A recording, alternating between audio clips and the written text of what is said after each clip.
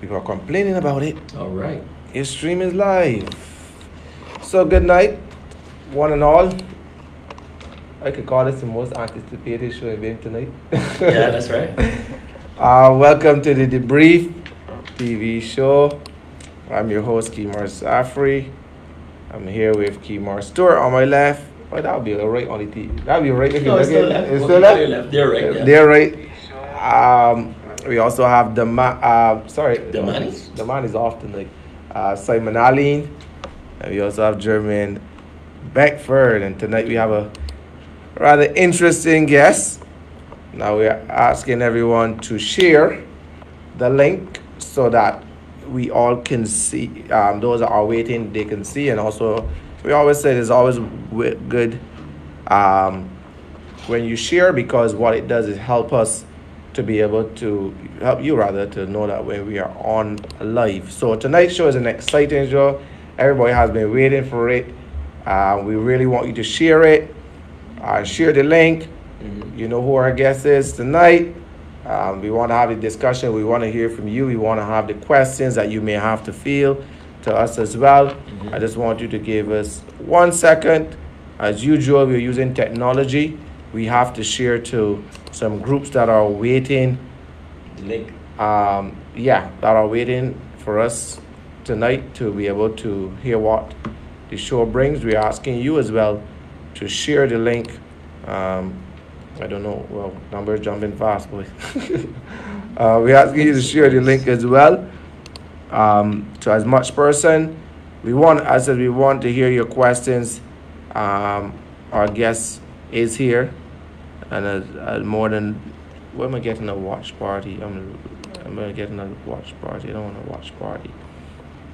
All right. So I'm gonna get a watch party. I don't know. All right, so bear with us. As I said, we just want to take a couple seconds to share to those that are waiting to hear us. But we just want to say we hope everyone had a really good week. We understand that there are things that are happening in society, trying times for people. Persons have lost their jobs. Yes. Persons out there suffering. We can't use there's no new word. No. Other than the fact that we know people out there suffering, we know people out there hurting, and we know society is not at the norm. We're asking you to, as much as possible, respect the COVID rules out there, respect the laws out there, but as much as you can, help somebody that is in need, somebody that you know that may be desperately in need, but help them wherever possible. I'm trying to just share this link. So I'm just asking you for just about 10 seconds more. You said that 10 seconds ago. 10 seconds. He's a real comedian, it should be. So just bear with. I just want to share it, but I'm just having not some challenges, but try controlling this, that, and there's some groups that want us to post to their group. And as I said, we are begging you as well to share to any group that you think that would be more than willing to watch us tonight.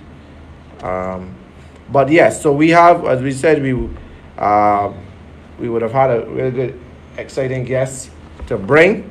Barbados is tuned on.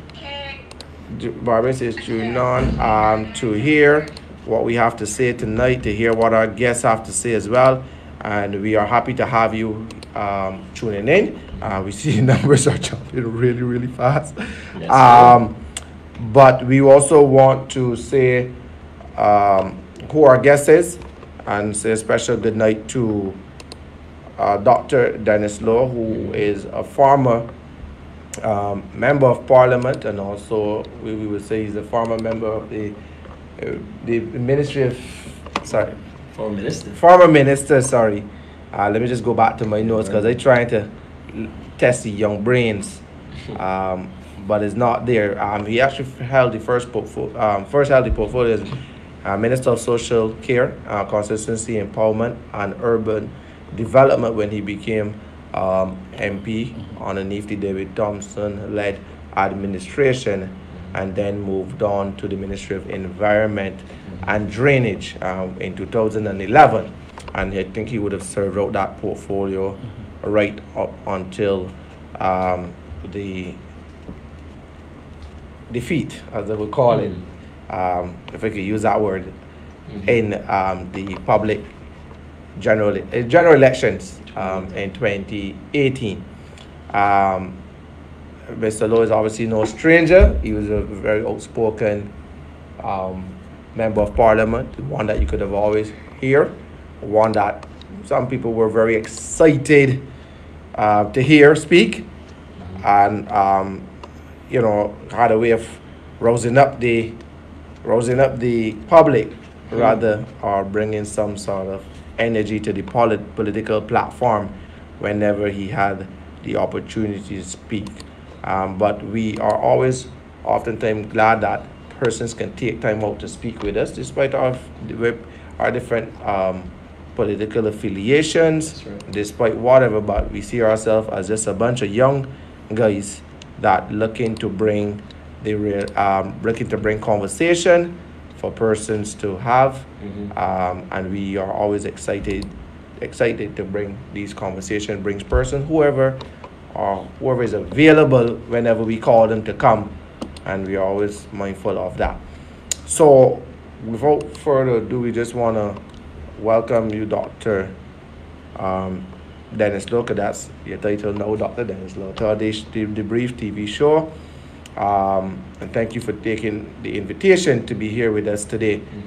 I'll give you some opening remarks if you wish to. The number to call. Oh, the number to call if you want to engage. And tonight, obviously, we're taking your comments. Please like the DeBrief page.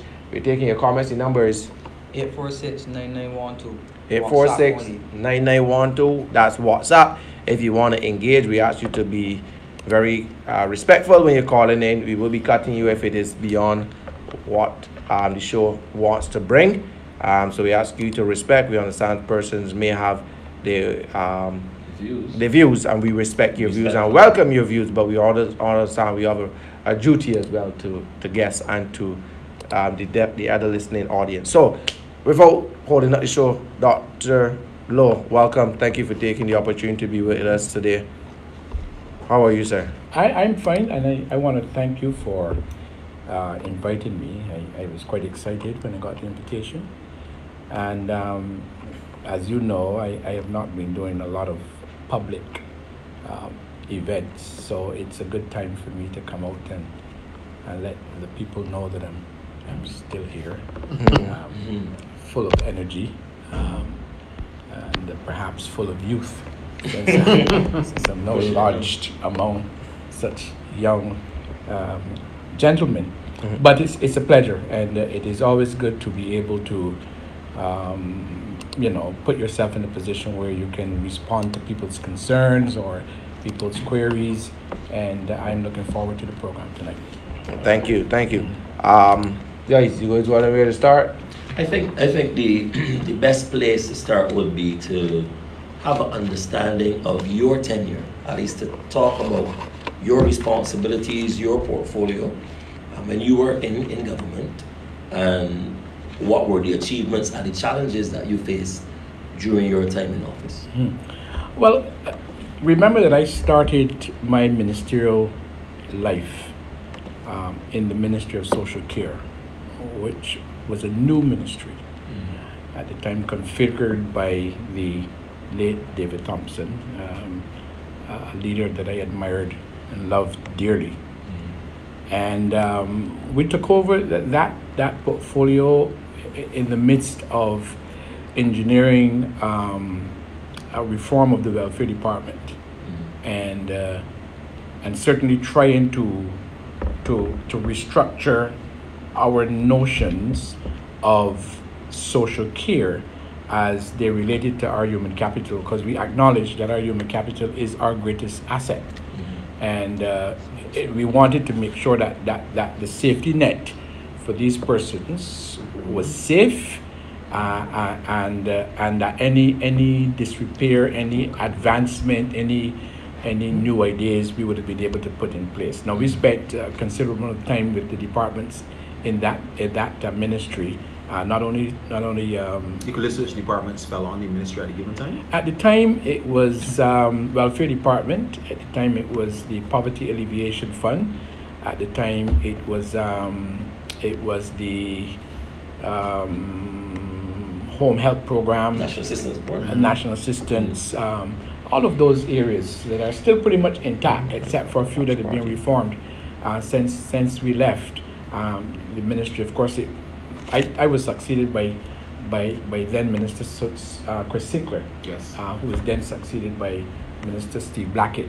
But we started a program of reform in the ministry. I spent my first year in there, our first period in there, trying to understand what it is that the social care system needed in terms of operating in the era that we were in government. Because obviously we had inherited a welfare department particularly that was intact for several years, no major reforms, nothing of the sort. And we thought that we could bring some new ideas to the program. Did you bring any new ideas to the program? I thought we did. I thought we did. For example, one of my things that I really focused in on is how to move people off the welfare road, because I thought that people had become now re-socialized to operate within a welfare system, where the obligation of personal progress was no longer intact for many people. And we thought what we could do is to look at they had a welfare to work program that we thought needed some real work, and we started working on it. I remember the late Thompson came to me one day and said to me, Dennis, look, we can move that forward, because I shared with him consistently where it was going. Okay. He said we can move that forward, but we're going to have a solution to the welfare check. Well, the reason why I asked that question just now, so you were the first Minister of Social Care on Yes. the Democratic Party Yes. government between 2008 and 2018, and then Minister Sinclair, Yes. and then I just said Minister Blackett. Correct. Yeah. Now, I don't have the exact figures, Mhm. but I'm pretty sure that by the time you guys left office in 2018, that the number of persons who were on welfare in 2008 had increased in 2018. In fact, I remember it was one of the selling points of the Barbados Labour Party's campaign in 2018 that the rate of poverty. Hold on. You can't make a voice with Hold on. You got to bring the figures. If you're going to say it, right, that the numbers increase, but you don't have the figures, I could say, quote unquote, that you're lying and you can't deny it because you don't have the figures. I am not lying. But, the figures I do not have the figures. But yeah, Let me hear the question. The numbers Let me hear the question. had increased to the point that Miss Motley had started speaking about persons in Barbados starting to reside on the line of poverty in this country. All right, and it wasn't only, you didn't even need no Prime Minister Motley, then Leader Opposition Motley, to tell the Barbadian public this. It was something that was becoming clearly apparent. People were getting fearful. They were getting antsy. And the funny thing is, you had a Ministry of Social Care. So I am asking, do you think you were the first minister? Minister Sinclair was the second. But he was a minister for a very short time too. Regardless of how short it was, he sat in cabinet for 10 years. Right? When you're talking about cabinet, you're talking about minister. No, the minister. You are two things. Let him speak. No, Let him speak. I will. He sat in cabinet, and the last time I checked, every decision goes. Most decisions go to cabinet. True. So, as a foreign minister, he would say, "Well, you know, minister, this I don't agree with this possibly because I started this program." Do you think that the other two ministers who succeeded you, because you started out, you said learning the ministry, you started with a wonderful program trying to get people off of the welfare roll. Do you think that they focused in on as much on that, or they're more focused on getting as many people on welfare and on the poverty line as possible, so that, you know, I speak in from where people were dependent on the Democratic Labour Party. All right. Let me. First of all, your premise is not accurate. Let me tell you why it's not accurate. Because we created a program called the Neep Program. The Neep Program was specifically designed to create work opportunities for persons who were on welfare and others. At one point, we moved everybody off welfare. Okay. Every single welfare recipient was then replacing their meager welfare check with a check earned in the government. So even persons who were disabled were moved off of welfare? You said every single body? Come on. Let's not. Right. No, but let me finish with him. So we moved them off. We moved them off. Able-bodied persons. Okay. That would satisfy you more, I suppose. Able-bodied persons were moved off of welfare. For how long? For as long as that program was in place. Okay. And when that program, after those persons came off, there were persons on the other side. And I'm not really going to discuss the other side. This is not their story. This is my story. Oh, this is Barbara's story. Well, but I'm telling it. From your perspective. Yeah. I am telling it. Okay. They jeered at the persons who were working, and had persons going around taking their pictures and making sport at them and stuff, because we had them all over Barbados. By the way, doing what is now called the National Beautification Program. Okay. That is what it's called now. The same principle, practically. But the point is that we moved those persons, those able-bodied persons off, and the attrition in that program was negligible. I recall that there was one young lady who died. Okay. That obviously fell out of the program. Yeah. But and there were arguments made that persons on welfare did not prefer to work. And I always argued that that could not be true. And we proved it by creating this program. Minister John Boyce and MTW and I got together, put together the listing of the persons. Okay. They were from across Barbados. Okay. And we got them involved in the program. So to say... Were these jobs permanent? They were intended to be. They were intended to be. As a matter of fact, don't forget, we were operating in an economic climate where there was a global recession. Yeah. And Barbados did not have access to resources as we would have wanted. I disagree with you. But Jermaine, you sure Right, can be before we put on go one on. side. No question? Lorenzo from Score said hi. to Yes. you. Hi. Yeah, so hi Lorenzo, and his question to you, what do you think about the push for renewable energy and the current path of the government in seeking to get 100% fossil fuels by 2030? I think it is a laudable goal. Thank you. As a matter of fact, before I left office, that's one of the things that we were pushing. And let me say this, renewable energy is going to be the sector that really saves Barbados going forward. We can agree on that, Dr. I really believe that. And I think it is about, because Barbados has taken a position globally of the role of renewable energy. And as a developing country, we have less strain in getting our country to be carbon neutral. Less strain because of our size, obviously. And now with the introduction of electric buses, that's going to help. Yes. And I think that we need to move a little faster in terms of getting the renewable energy program built out. I know that the IDB and other global agencies have been working with Barbados trying to get it moved forward. But renewable energy, Lorenzo, renewable energy is going to be the real essence of growth, development, and sustainability in Barbados as we go. So that means you would give some credit to your successor, Minister Wilfred Abrams, then. What did he do? You just spoke everything that he has been doing. But no. I don't think that's the first program. But he's moved now. But he was very instrumental in carrying forward. Let's say. Let's be fair. In what case? In what case? Right, but I want to get back to Dr. Lowe to talk about the challenges. You mentioned one challenge that you faced with your ministry during the time of economic contraction across the world. Right. What we call the great, almost the second Great Depression. Yes. Financially that we had, because it was referred to as that. It was like a Great Depression financially for Barbados during that period when the Democrat Labour Party was in office. So what I want to know is that what are some of the challenges that you face, and what would you say are some of the clear achievements in your ministry?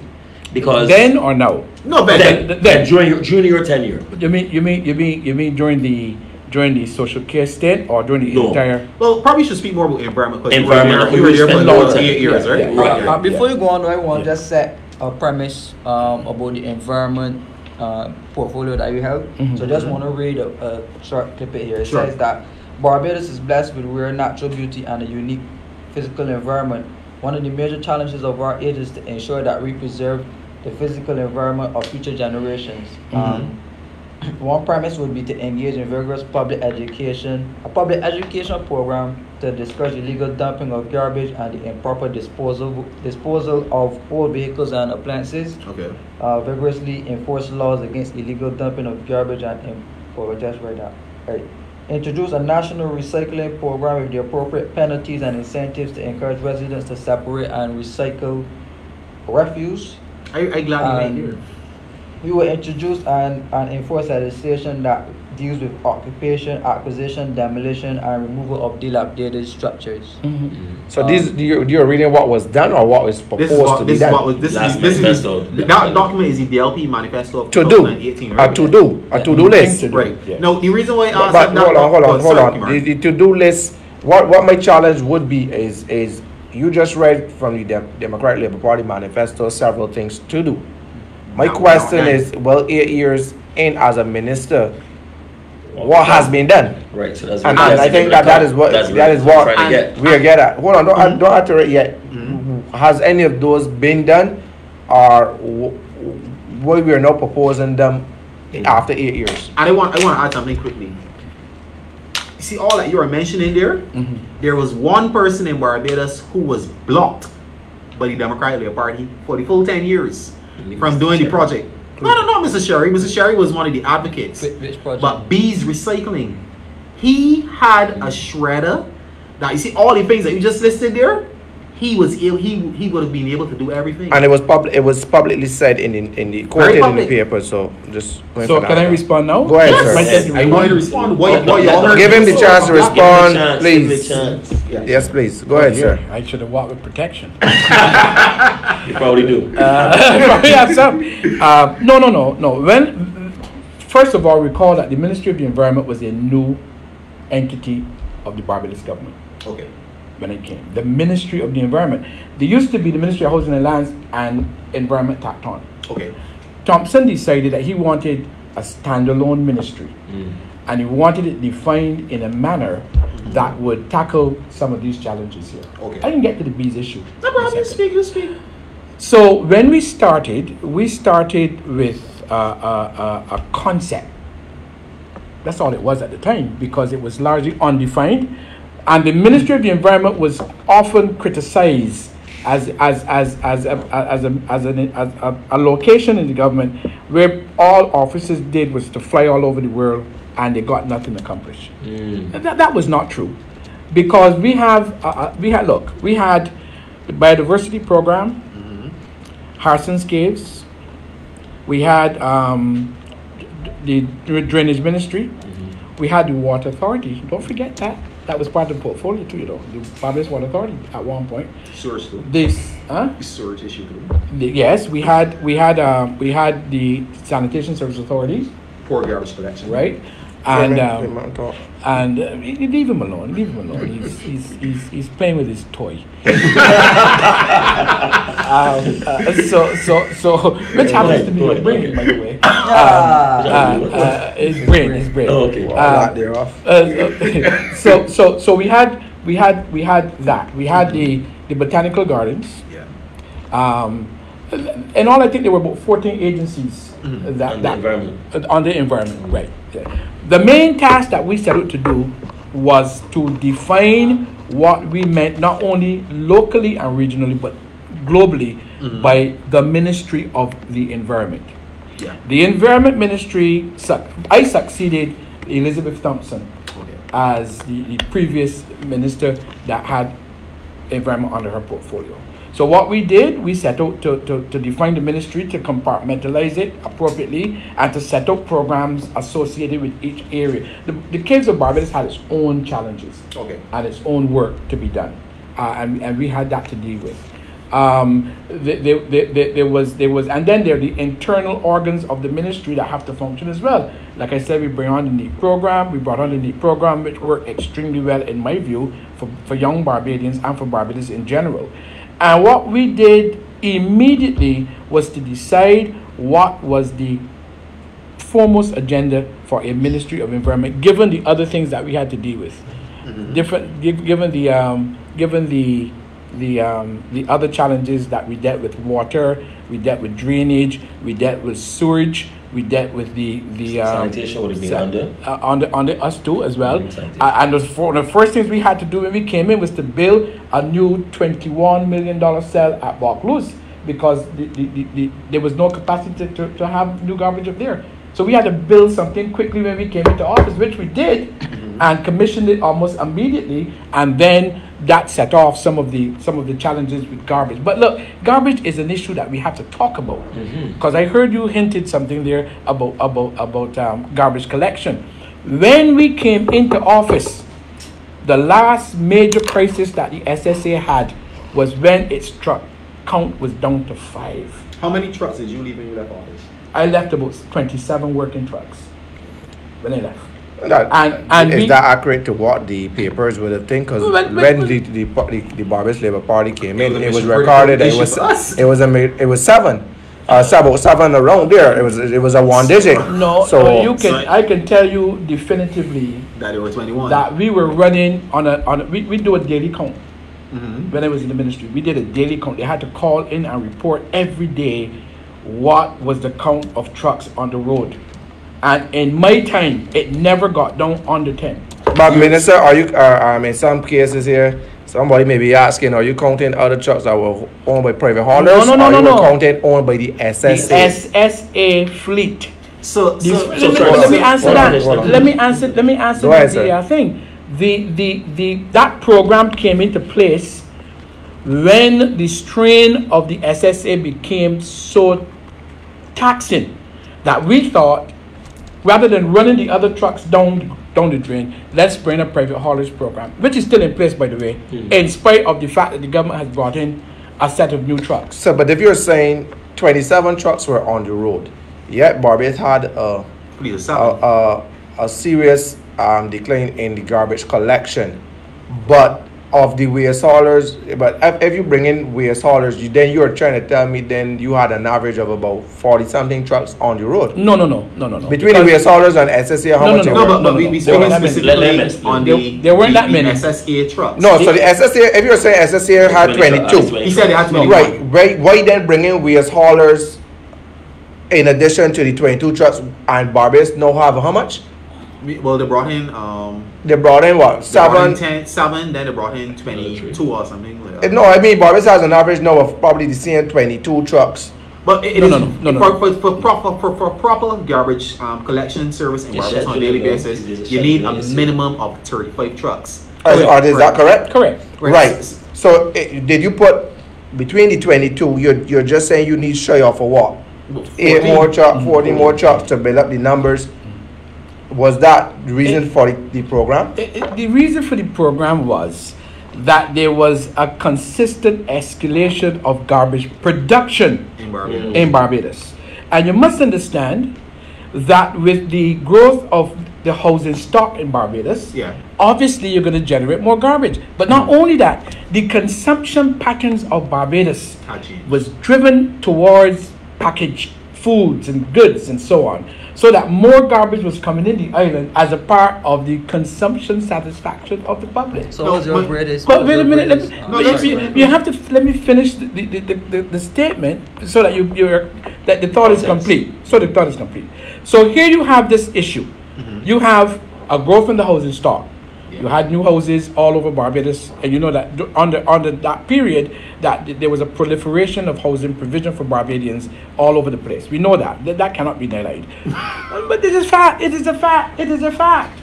Right. Minister Michael Lashley had the most thriving program in housing when we were in office. I can contest that, but you can't. If you want to contest it, go to the National Housing Corporation and look at the volume of application for housing relief when we got there. And how many people actually got? Oh, several. But are they the same houses he's representing now that seems to be falling apart? I'm just asking. No. Are these the same houses? No. So are these the same houses he built? I suspect you're Hold on. I just asking a question based on his representation of the people in what do you call it? In St. This is up in not St. Patrick's. You know what I mean? Marshfield. The people that he's representing that saying that the houses don't have cracks, the houses have leaks, the houses have several issues, but he said minister the houses were built under. But he didn't build houses. I didn't say he physically built. But why blaming him? Because he had the contracts came on him, so let me finish the point. I am saying that the growth of the housing stock, the escalation in garbage production, all of those things are dynamic. In other words, if you address one issue today, it is quite possible that next month you could have that issue resurface, perhaps at a greater level. So what we tried to do was to satisfy that area of need, understanding that it would generate more garbage. Not only that, you would agree that there is a growth of social activities. Definitely, I can't disagree with you. And you would agree that in that growth, there's an exponential growth of garbage. I could give that one. I'm thankful. So given all of these revelations, so what were your greatest, what were the high points of your career as the minister, and what were some of the low points? Obviously, I have a peeving issue that I want to ask you. You see, he's trying to get me back on track. That's what he's trying to do. I have a peeving question. Okay, fine. You want to ask a question? You want to ask it? Go ahead. Ask a question. Yeah. There's this story out there in the public sphere about the SBRC, right? Some persons crying foul over whatever arrangements were made out there, right? Call it the SBRC. The Sustainable Barbados Recycling Company. I'm more sure, right? Yeah. So I want you to basically give us your take on that. On SPRC? Yes, and we can talk about Cahill too as well. I actually want your opinion on the fact that Cahill is now back with a different name. You sure the name is different? Even that, but I want your opinion on. Let's not go to but give him a chance. Give him a chance. But so let me answer the question. The matter is, we know here that Dwight Sunderland coming back saying that we intend to do waste the energy, right? We made the point earlier about taking programs under the quote-unquote lost decade, brushing them off real nicely and bringing them back under this administration after we blaspheme members of the last government, right? So how now will we justify that? But let us mean. Let me answer the question. Right. Now, SPRC. Yes. Please be advised that when the Democratic Labour Party took over office, SBRC was already agreed to by the previous government. Okay. The contract on SBRC, and I'm not saying that there was anything wrong with the contract. All I'm saying is we did not. I remember my first meeting on SBRC when the then Minister of Energy came into my office with a team and said, okay, here's the SBRC contract, already finished. The attorney who was responsible for drawing up the contract on SBRC is now a minister in the current government. Well, I mean, I want to get you sued. Well, no, I'm not going to get up. You think I came here to get sued? No, I'm just saying the principle is what I want you to grab. And if you want me to speak behind the back of your ear on who it is, I'll tell you too. All I'm saying is that the Democratic Labour Party was blamed for setting up a system called SBRC, when in truth and in fact, when we came into office, the system was already established. It's like, for example, I remember all that was left to be done was the official opening. I went to the official opening as Minister of the Environment. The other parties were there and cut the ribbon, and it was done. So there was nothing that you changed. There was nothing. No, we didn't change. We didn't do anything to it. So we didn't do it. It was agreed to. Because it was agreed to already. You left it as it was. Yeah, we did. It was agreed to in principle and in writing, and we didn't trouble it. And the truth is, in all fairness, I didn't think, when we did our research on how these systems operate globally, I really didn't think that SBRC posed any trouble to the government. It was a system that was required, because what it does, it functions as an in-between system between the collection point and the disposal point at the landfill. And what it does there, that's where the separation occurs. So let me read it. Let me read a comment here saying, I don't know if a statement, brother. Mr. Lowe. When you finish, I want to speak. You seem like you want to speak the whole night. But hold on. Mr. Lowe, you have to realize that these youngsters are asking questions based on political garbage diet that they were fed all along. But it's the fault. It's the DIP fault. Or you trying to say DLP? DLP, because y'all never did a good job in bringing facts to the table and allow the propaganda to poison the public. Right. Sorry, I'm nearsighted. That's okay. Yeah. You want me to comment on that? I don't comment a statement. Someone but Water said he think he should respond. I am not going to disagree that our party should have done more to tell our story earlier. I'm not going to disagree to that. I am not pointing fingers at anybody in the administration, because you all know how political systems work. All I'm saying is that a lot more could have been and should have been said relative to telling our story. We have a great story to tell about our era in government, but we failed in not propagating that story sufficiently and regularly enough. But is this the view? Because what I found to be real challenging and disgusting for me is that in one breath, as a former minister, you're saying, yes, you failed to tell the views of the party failed to tell, or the government at the time failed to tell what it did for Barbados. But on the other hand, you got some cocky, arrogant former ministers that will come and say, well, we tell it all, we ain't do nothing wrong, and then the public is to buy into that. I find that challenging when the team is not speaking the same language as it relates to identifying and taking on the responsibility of saying, yes, the country was not kept informed as we would have liked to be. That's right. Let's be honest and fair. No government gets all of its issues right. None. Fair enough. None. What happens when a government gets 80% of the issues wrong, though? But I don't quantify the amount of issues that it gets right or wrong. I'm just saying no government gets all right, because we're not perfect. All I'm saying on this particular question is that in hindsight, we could have told our story more. But why? Like, why? Give me. I understand maybe political. I am not going to speak for anybody else in the last government. Did you think that Denis Lowe got it right in telling his part to the country then? No. And why did Denis Lowe not get it right in telling his part to the country? Because for one thing, I had a lot of challenges that I had to face, personal health challenges that took me out of the fray for extended periods.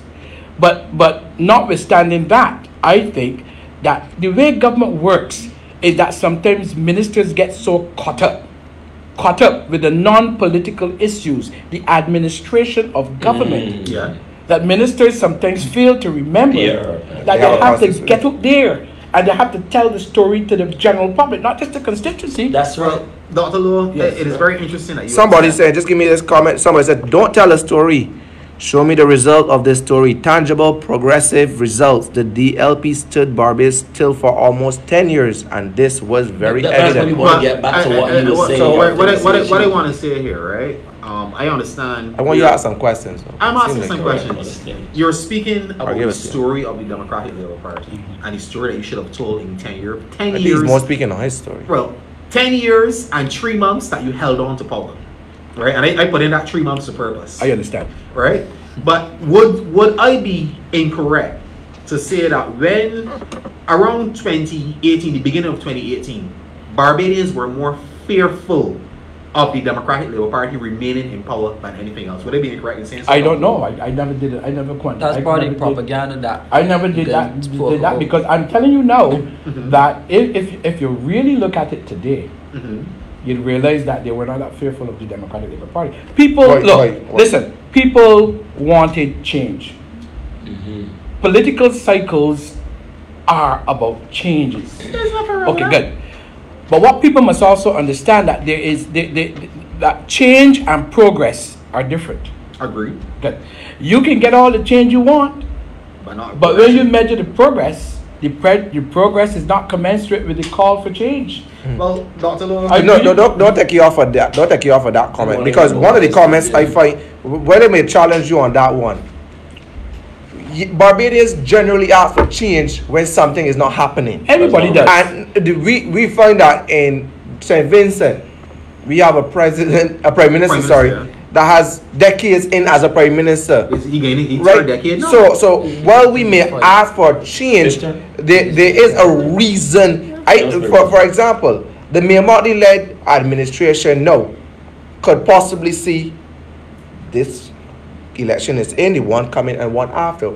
Reason why people could see progress. People could hear progress, and people, it's evident the progress. So at the same time, there is a future in that. Not saying that people may not want change at some time, but I don't see Barbadians as generally a fed up nation to say, well, progress coming, but I want change. They normally change out things when things are not happening. What progress? Why don't you enumerate the points of progress? In this administration? No. The country going backwards right now. Let me defend because I know for a fact that economically the country ain't grown. Mr. Safri, for the last 2 years. I want you to enumerate for me, based on your recent presentation, what are the points of progress that you would wish to do analysis, a comparative analysis, between why the country wanted change from a government that they were afraid of to a government now who is spitting out progress?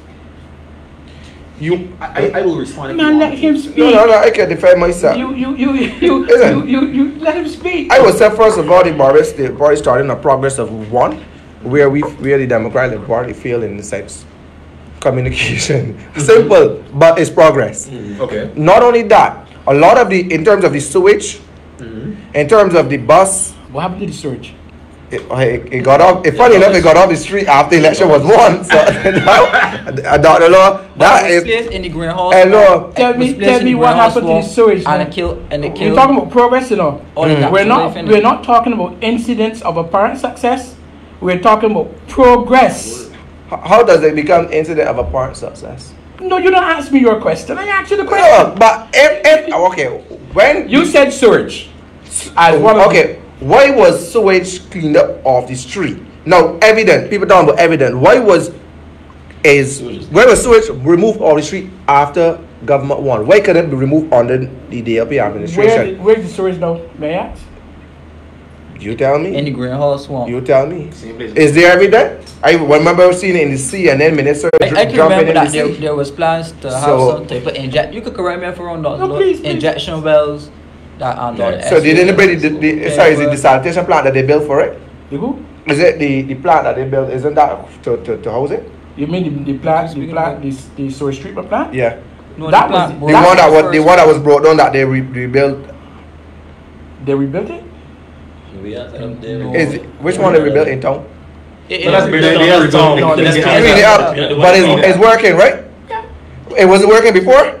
It was no. It was full of, but for the pictures in the media, it's full of grass. But that's full of bush. Let me interject here. Let me interject here. That you speaking about in Bridgetown is it cause for a lot of respiratory issues with the residents. I respect but I'm saying if you're talking about progress, you should not go there, because if you talk about respiratory issues for residents, you're going to bring back into the look at the building that the Sanitation Service Authority built up in that is by Mangrove that cannot be occupied up until this day. Don't defend that, because let me hear why you built that. Let me hear why it can't be occupied. It's a respiratory problem. No. Former Minister Prescott. Go ahead. Why? Former Minister Prescott spoke about the issues of mold and all the other issues. Listen.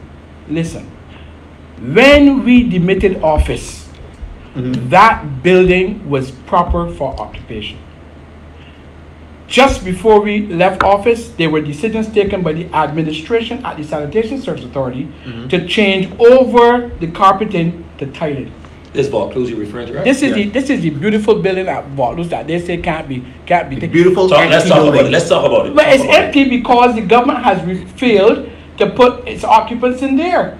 And I am of the view, let me say it now, I am of the view that there are people who believe that that building is too good for sanitation workers. I can't join you. But I don't want you to join me. I didn't ask for company. So you're saying I'm the just reason saying. for it not being occupied is because of carpeting? That's what delayed its opening. Because we were ready to open that building, you know, and the workers were ready to go into that building. So, and wait a minute. The sense behind the building was that currently the SSA is housed in a building that it pays for, right? Utilities, rent, and so on and so forth. Right, good. And then it has a number of satellite locations that its workers are scattered across. So everybody will be centralized. We made a decision, not just that A, we would cut out that rental cost and so on. That B, we would have everybody in a location, those persons who can, because there's some workers, like for example at Greenland, that would not necessarily want to come up because Greenland was just built by by this current administration, by the way. Right, that, and we wanted to have a green building, so with water storage, which we do have up there. We wanted to have a building where adjacent to it could be a new mechanical workshop. Yeah. Where we could bring over all, and then the water from the building stored would help to wash down the vehicles and so on and so forth. That, even the ones that, even the equipment that is rented at exorbitant rates. Well, you ask your government about that. You ask your government about that because you don't want to hear the story on exorbitant rates. You better ask your government about that. But yes. So we talk about the building because the carpeting, the building is not occupied. So you're saying I'm not saying that. Let's just hear what I'm saying. I'm saying the delay of the opening of the building was because management at the SSA, almost in the dark of night, decided they wanted to change with the carpet. So rather than having carpet, we want to have.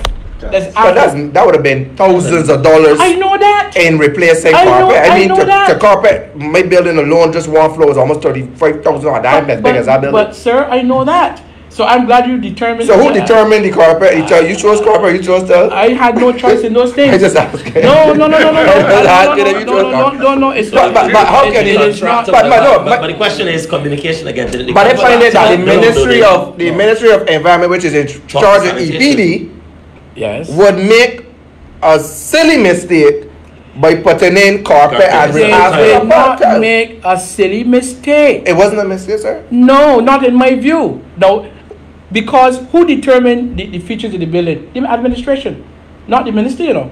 The minister don't determine those things. The administration meets with the contractor and say we want this here, we want this here, we want this here. You're categorically stating here tonight that you had no input in the design or the aesthetics of that building. I am saying categorically. That's what you're saying categorically. No, I am saying categorically that once the plans were approved, obviously they would pass by the minister. And I don't go and change what civil servants want to do unless there's something radically wrong with it. I find it understanding what you're saying, right? I find it hard to swallow that a multi-million-dollar building, state-of-the-art, functional, as you said, green, was not moved in by the civil servant workers for a mere carpet. Because I find it that it either had to be something wrong with the people or something wrong with the minister. I just ask him. The current government of Barbados, and I can probably say this, has placed the lives and the health and wellness of their workers above moving in the building. And you would have to say you still the same because they've been moving. You bring the record. Bring the record that says that the building is disqualified for occupation. No, it would not be. How would it be? A building that is it being maintained? But no. Those are tertiary issues. Those are issues that you're adding on. I'm asking questions. I am saying categorically that you cannot find any record that suggests by research or not, you'll be implicating the EPD, as my man said, that the building was not fit for occupation because the EPD would have had to go through all of those studies. The town planning department would have had to go through all of that. I am saying to you, for your benefit, sir, that there are some decisions, political decisions that are made that have nothing to do with functionality. Right. I also agree with the fact that it's I just find it hard to swallow. You better get some water and swallow it. Yeah, because that's the reality of how politics work in Barbados at times. I think that is more of a political decision not to open the building.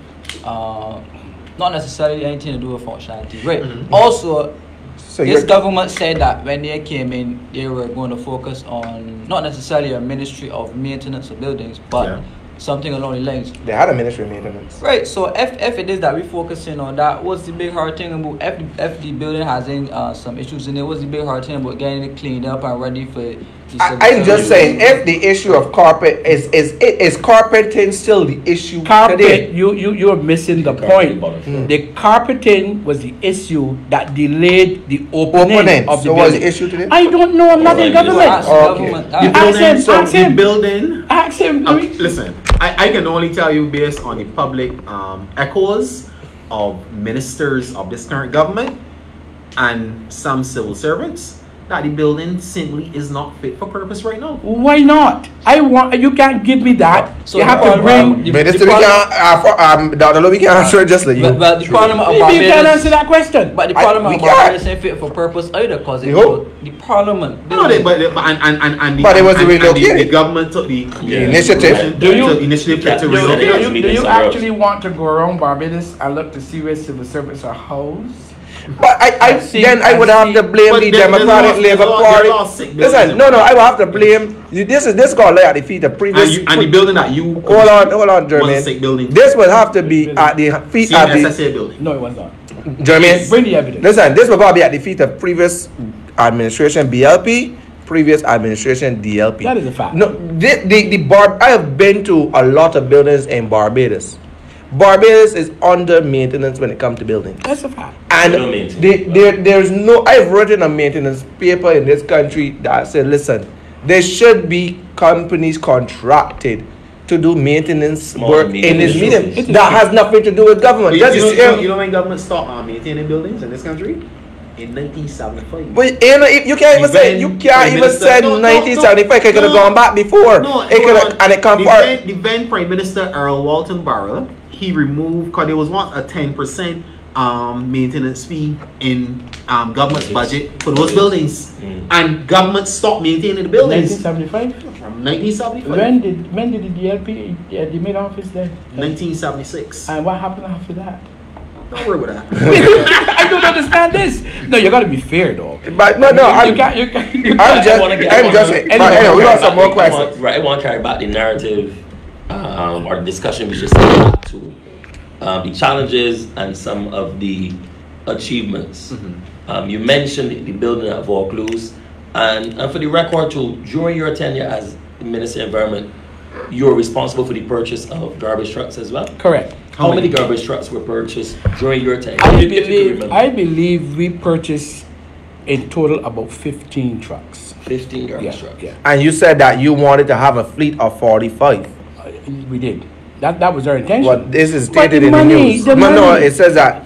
Free. 4.5 million you spent? You can have a desire to do No, fine. I'm not negating that. But the point is that you have to have the resources. And when you look at an allocation of resources, you have to really taxonomize the important things at the top. I agree. And I believe that what we did was to try to escalate the repairs program in the SSA to get more trucks functional on a daily basis. But listen, I feel miserable. You know, sometimes trucks were old. Yeah, because they keep they brought in all the trucks at one time, which was a mistake. You can't bring in all of your vehicles one time. In other words, if you're going to buy 20 vehicles, stagger the purchase.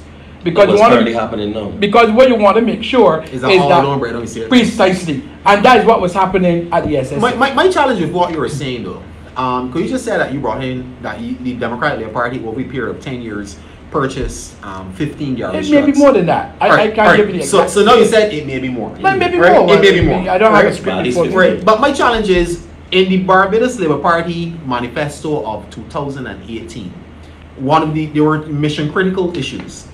Mission critical number one was the purchase of garbage trucks, because there was a serious shortage of those trucks, one in Barbados, and you have to be fair. Garbage had started to pile up all over Barbados. And it's not Miss Motley had even said that Barbados was becoming sink. Yeah, my garbage don't pile up no more. And it's not now? Yeah. No, I can take you and show you where garbage piles up. Illegal dumping? No, well, but that solves the problem too, you know. But see, But you let focus me- on the alright, I just want to get my point. You focusing on the optics of garbage piling up, right? But he can't come and tell you the financial arrangements surrounding the purchase of those garbage trucks. I come into that. The ones that here right I now, come the into big that. ones. We're on He the can't- financial. Yes, sir, Dr. Lowe. I come into It's that. not about here. See this way y'all getting carried away with, right? You still But cannot But articulate- Dr. still Lowe spent cannot 4.5 articulate. million, so what is surrounding about that? I could. 4.5 is stated in But the the thing is, you know that, but you do not know the financial arrangements surrounding the arrangement or of those amount. trucks. There's a different wording. Both. Arrangements. You still don't even know who the trucks Dr. belongs Lowe, to. But let me Let me let Dr. me Lowe how speak do and you let's know that? continue. yeah, let me respond to that. You respond, Dr. Lowe. Right now in the government system, there's a proposed act called the Solid Waste Management Act. Okay. It's in the system. That's one of the achievements of our ministry, All right. which was designed to revolutionize the whole garbage collection. We brought in, listen, as a matter of fact, we got a grant from the Koreans, the South Koreans, to do a study. Because the problem that we were having really was not just a supply of trucks. It was a management of routes. Okay, I get a reader. And as routes build, it puts strain on the allocation of trucks for that particular area. We had to do with fleet management against route management to ensure that we had a correlation between what the fleet was able to handle and so on and so forth. The one thing that we did not do, and perhaps since Barbadians are so happy about the fact that they have new trucks, is we should have imposed a tax on them. We didn't do that. But there's a tax now. That's what I'm saying. So you should have more trucks because the people pay the cost. But that was a short collection of tax. We only Ma- they ma- the listen, Barbados, they're part of the power for 2 Safri, years. Safri, Come on, Safri, they're already taxing the hell out of we back. But Safri, man, come on now. But come on, we got 7 to 8 trucks in 2 years. You're missing my point. You're missing my point. I am saying that had we decide to impose a tax on the Barbadians, a garbage tax, We would have had more trucks. we would have had more trucks. Oh. So Dr. Lowe, these are. But I wanna trust that there because it said that 11 tax was a lot of things that we ain't getting later. I just say it would be hard to swallow for the Barbadians. I specifically want to ask this question before, But it would have been a good move. before the young budding Minister of Finance for future Democratic Labour Party government, right? And I'm going to give him that position because y'all should give him that position. He's actually the first economist at the Hold on. You just specifically spoke about that you should have brought a new tax. No. He said if. If you said if. No, you have to hear me right if you're going to repeat what I say. All right, repeat what you I said. am saying that our government made a decision Yes. to taxing people for garbage was just a bridge we did not want to cross. What we decided to do was to work with the program that we had, and we brought in the waste haulers program to supplement the existing program. I am saying to you now that the current government went ahead and imposed a tax. I could ask a question. But The money that was paid to the waste haulers program. Well, I am all for entrepreneurship and supporting private business. Could that money be? Some of that money be taken to bring in a truck or two per year? Just asking the question. I'm quite sure somebody can say it that way, but I will tell you it this way. The immediacy of the need required immediate action. How long does it To take process- for a truck to come? Well, if you- to be fair, over 2 years for a truck. Yeah, Okay. if you want to do a Fair enough. purpose-built truck, not a second-hand truck. Okay. And we were, as a matter of fact, when we debated office, we were working with a company in England trying to get purpose-built trucks for Barbados that included the capacity to have dual collection for recyclables and the other thing. Right. Also to take the garbage workers when they're finished loading up off the back of the trucks and put them in the twin cab. That was the build of the truck. And the other thing that we did not want to have a chassis built by one person, a hood built by somebody else, a compactor built by somebody else. But this is what happened now. So what I'm saying then is that we thought it was more cost effective and expedient to have a vehicle built by one person, so that if something happens to it, that one person can come in and fix it. That was I would say that was a good. That was a good. Another question. But you spoke. Hold on. You spoke about taxes, right? Mm-hmm. And you said that if you had wanted to bring in more trucks, you possibly would have. You made a decision that you were not going to put a tax on Barbadians for garbage. Right. This government has done so. Right. The challenge I have with that statement is that whilst you did not put a tax on Barbadians for garbage, you put a tax for everything else. Well, so outlandish statement. No, it's not outlandish statement. Barbadians complained about the then Minister of Finance, his taxation regime, and what he was doing with tax collections, man. Let's be real. You can't be making something worse. This administration basically highest taxes on Barbadians. Go ahead, Dr. Lowe. I want you to respond to you. Go over the tax regime of the Democratic Labour Party and the current Barbadian Labour Party, and compare the years and the time, and compare the rate of taxes. It would be absolute madness to suggest that the Democratic Labour Party was negligent and impacting all Barbadians with all these taxes. It is not true. We had a municipal solid waste tax that was intended to provide funding for sanitation and for the Ministry of Health, for health services. Okay. That was the primary purpose. Consolidated tax. Okay. Now, I am saying to you that tax was removed by your government. Of course. And replaced with what? The garbage and source collection tax. What else? Come on. But Dr. Lowe, you know it's interesting about our statement. That whilst you speak about the taxes that the Barbados Labour Party has imposed, and I agree that we have imposed some taxes. I have yet to see 10 or 20,000 people down their tools, close their supermarkets, close their car dealerships, and say go and strike and protest against this this government. Then people get paid to march. No. Then people get paid to march. No. Right? That was a march led by people in Barbados. And the union was in bed Will you with. please go back to the union was in bed with the government. That same march took place against Sandy Verdu. Would you go back to those people now? The union was in bed with the government. You cannot compare the fact that people rose up in a march, of course, against the government of the day then, and that those persons are now totally happy. Is that what you're suggesting? I am all of them may not be happy, but I am saying to you that based on the current taxation regime of the Barbados Labour Party, and I'll be fair, Miss Motley came into office, she looked at what money was in the kitty, with the little that was left, right? And she decided, you know what? You mean little that you could pay with $54 million? We pay with $54 million even before we even had a cabinet. But you can say probably thankfully. You want to respond? Go ahead. I am not going to allow him to drop slurs. Okay, go ahead and defend your program. We'll defend your government. And then sit here quietly and not react to it. I'm not even responding, I'm reacting to it. What little was left? The government was broke. The country was broke. Why? The country was broke. What? Because we tried to save people's jobs. We tried our best to not to overtax people, which we didn't do. Our levy almost killed That was not the opinion of the people of Barbados. And they're not overtaxed now. NSRL is right. The tax system in Barbados as it is today is a much fairer and more transparent system. I could counter that because let me give you 1 point of inequity. I can speak. I'm sure you can. Let me give you 1 point of inequity. Okay. The same garbage collection tax. Yeah. Is it a discriminating tax or is it a general tax? A general tax. Everybody pays it? No. Who doesn't pay?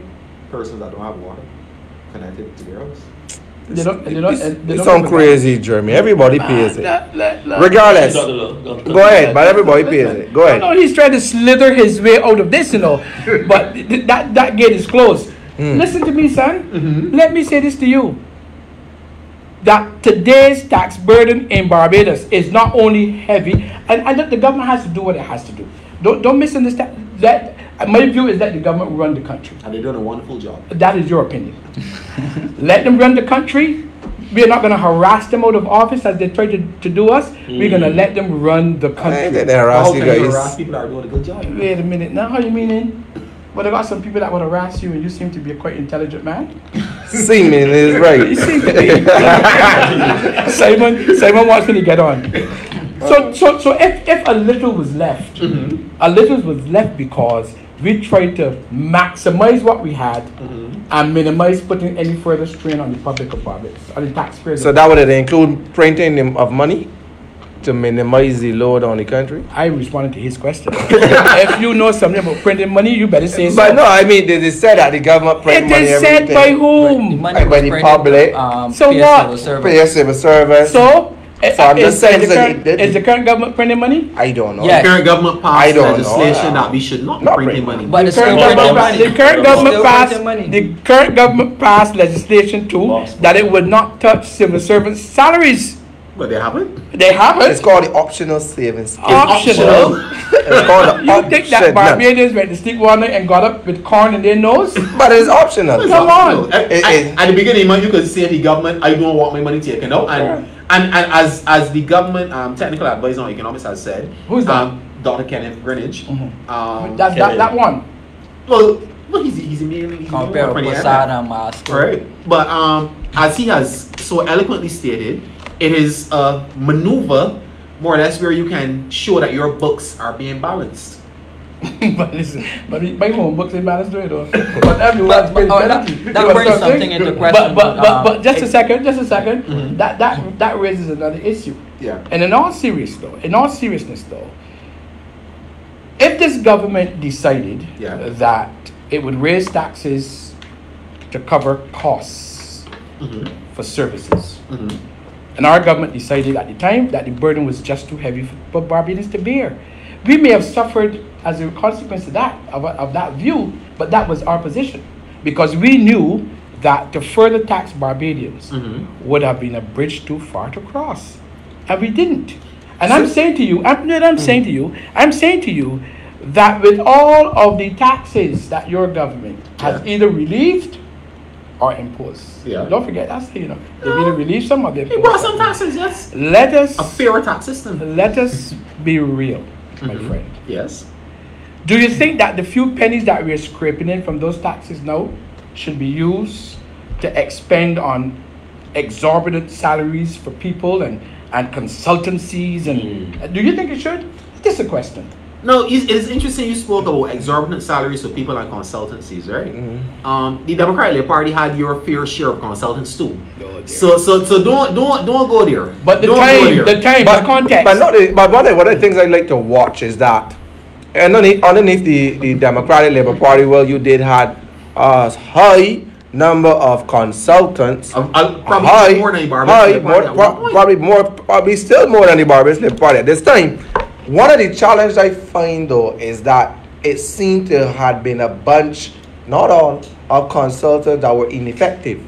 Whether compared to the Barbados Labour Party, you trying to be nice. You could see that the ones actually working. Nah, boy, I disagree with that. Working, achieving what? They're working. Achieving what, sir?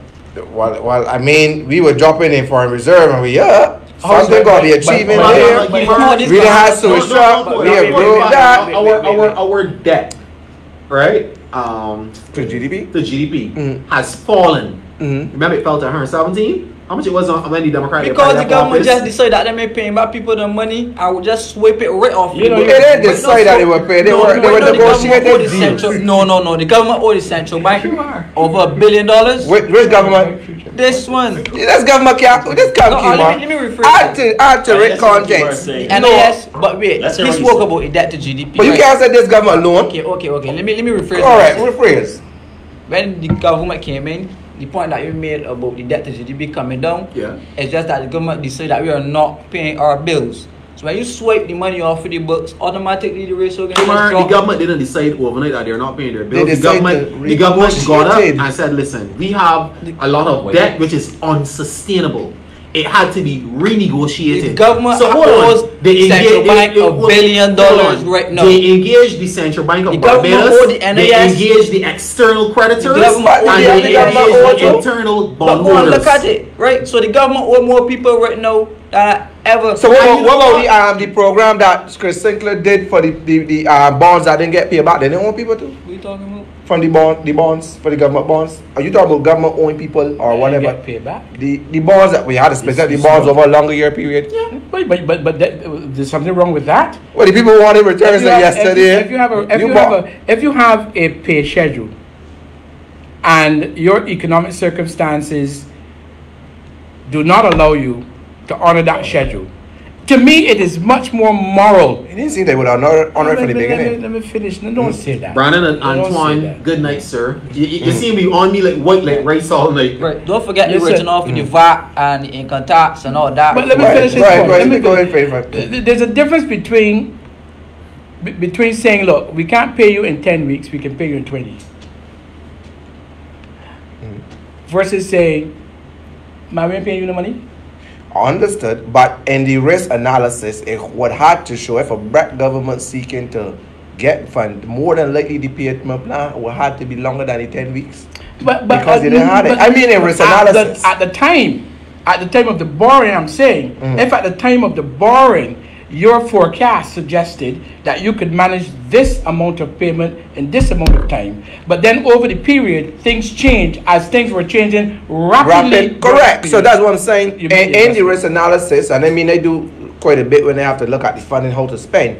It shows you what you can, if you're paying a creditor. Yes, there are things that happen and say, okay, I want to pay my credit in 10 weeks, but you end up paying my credit in 15 weeks. You want to know what Dr. Lowe has conveniently forgotten to mention here? When the government of Barbados of the day, and even the government now. Sorry, I just want to read this. Ronald Joe says Beckford and Safri are not necessarily appraised of the facts. And that is true. I 100% agree with you. That is why we have this law on the show. What I'm going to say, Dr. Lowe? I will say to Mr. Jones that they need to let me speak more, Jones. We will let you speak more. Mr. Jones and Mr. Jones and Dr. Lowe, what y'all are failing to remember here?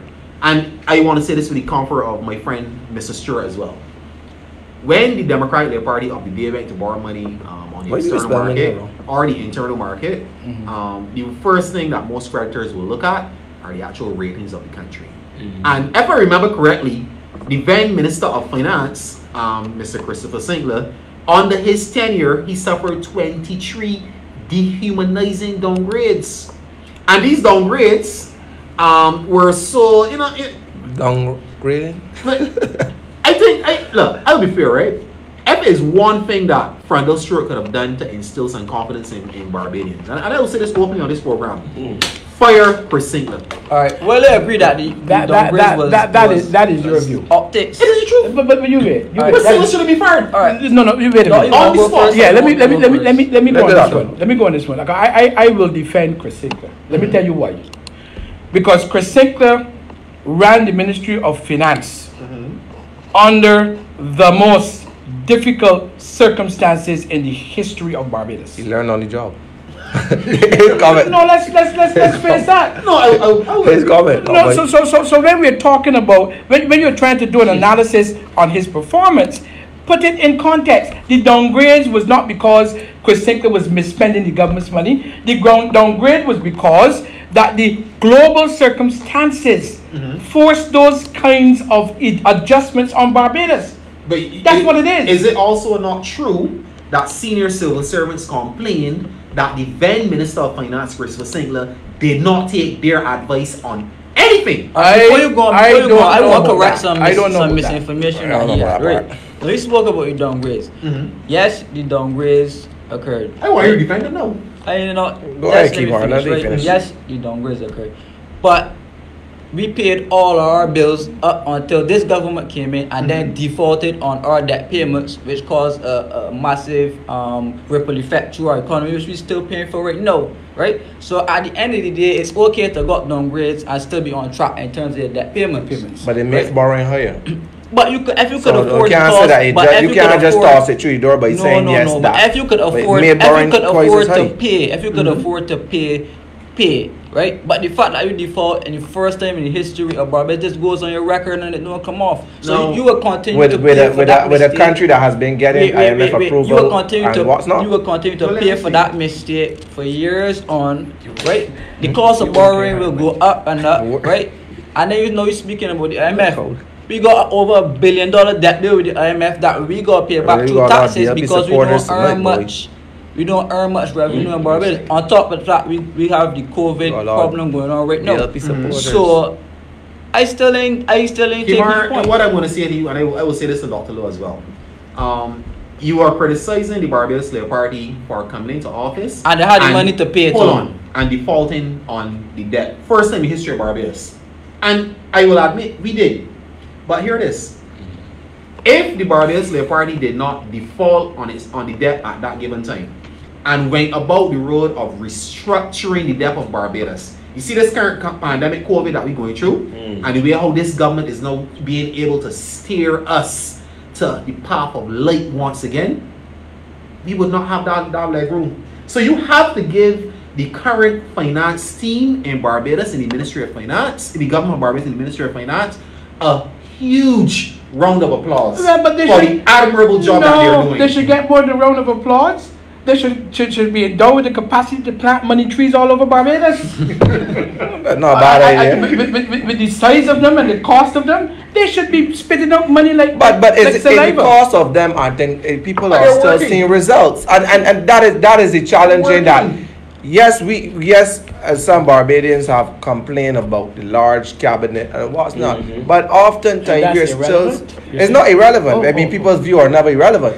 But I'm just saying at the same time, it is something that we'll see proven to work. Now, one of the things that challenged me, even with the high volume of DLP supporters on this chat, right? Don't attack the supporters. No, I'm not attacking the supporters. The supporters are always supporters. But I'm just saying that we have to also not just see things from a political standpoint, but from a personal standpoint or from your own standpoint. But many times we are clouded by our own political affiliation. I'm never clouded by that. But I'm just saying. But you don't have a political affiliation. No, I don't. But I'm looking for the facts that would be able. I'm here as the person that is going to guide and pull for the questions for the general public. Kimar may defend D, Jermaine may defend B. But at the same time, there's the importance of those that... Simon is a D. But I'm just saying... But Simon wants to talk. Simon... No, I listen, man. I think Simon is ready for the next topic. I want to make a point here. But let me go to the next topic. Simon is a D in a red shirt tonight. Nah, that's pink. That's pink. I want to move to the next topic. We got to carry on. So the topic I want you, Dr. Lowe, to tell the critics and those who say that you should not come back, why Denis Lowe is back and what are you bringing back to Christchurch East when you take back the seat against Wilfred next election? Well, realistic. Truth to tell, I think it's a nonsense argument for anybody to try to determine a person's viability for any job. That's the first thing. Second of all, I think that before somebody registers an objection to my participation in elected politics, they should probably go to my constituency and find out what the opinion of the constituents are. That's the other thing. The third thing, and perhaps most fundamental, is that I take decisions based on my conviction. If I felt that I was unable, physically, mentally, or otherwise, to carry out the chores of representing the good people of Christchurch East, I would not have put myself available. They requested that I come back and run, and I'm responding to their request. Are you so you did a poll? Huh? More than a poll. You spoke about polls tonight, so I hit it here. More than a poll. But I live in the country. I have a. Sorry, you want to? No. I just want to ask a question following that, but I just want to make a comment. I'm often challenged by people that are so foolish, right? And everybody know me when I get to this point, that sit behind accounts that you don't even know and try to disrespect people. This pro-anonymous clown that they got on this show tonight. I know. Don't let it get. Don't just me. Yeah, just me. I don't see why people often think they can't say what they have to say publicly, but they always hide behind fake accounts. Come forward or shut your mouth on the show. But go ahead, Simon. Right. As you're all aware, I'm the outgoing second vice president of the Democratic. You're running again for the position. And are you not supposed to be the candidate in St. Philip North at some point? Not at this point. It doesn't appear so. The good people in the constituency branch have decided otherwise, but that's not my bone of contention. Go ahead, your question. Okay.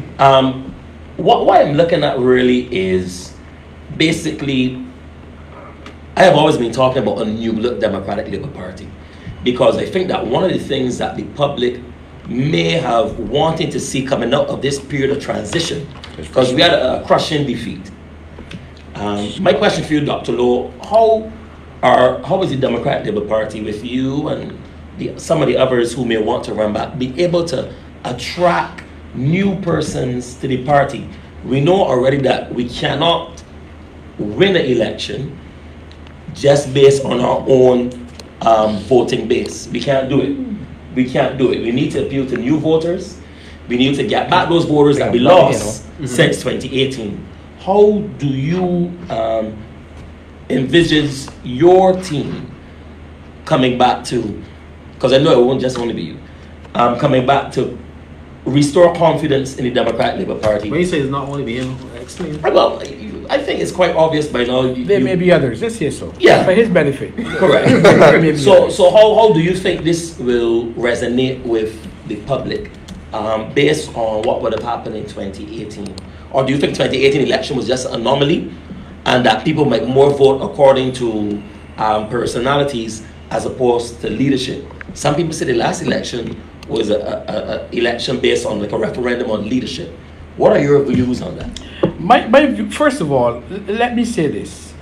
A new look DLP has little to do with faces and much more to do with philosophy, ideas, and thought drivers. All right. People who drive thought, serious thought. All right. You can have the most physically attractive team, which politics has never been driven by, versus a team of persons, as has been the history of the DLP, that are seasoned and that are capable of continuing to attract the interest of their constituents. Look, you talk about attracting new faces, go to Christchurch East and you do your research over the history of my being in Christchurch East since 2002.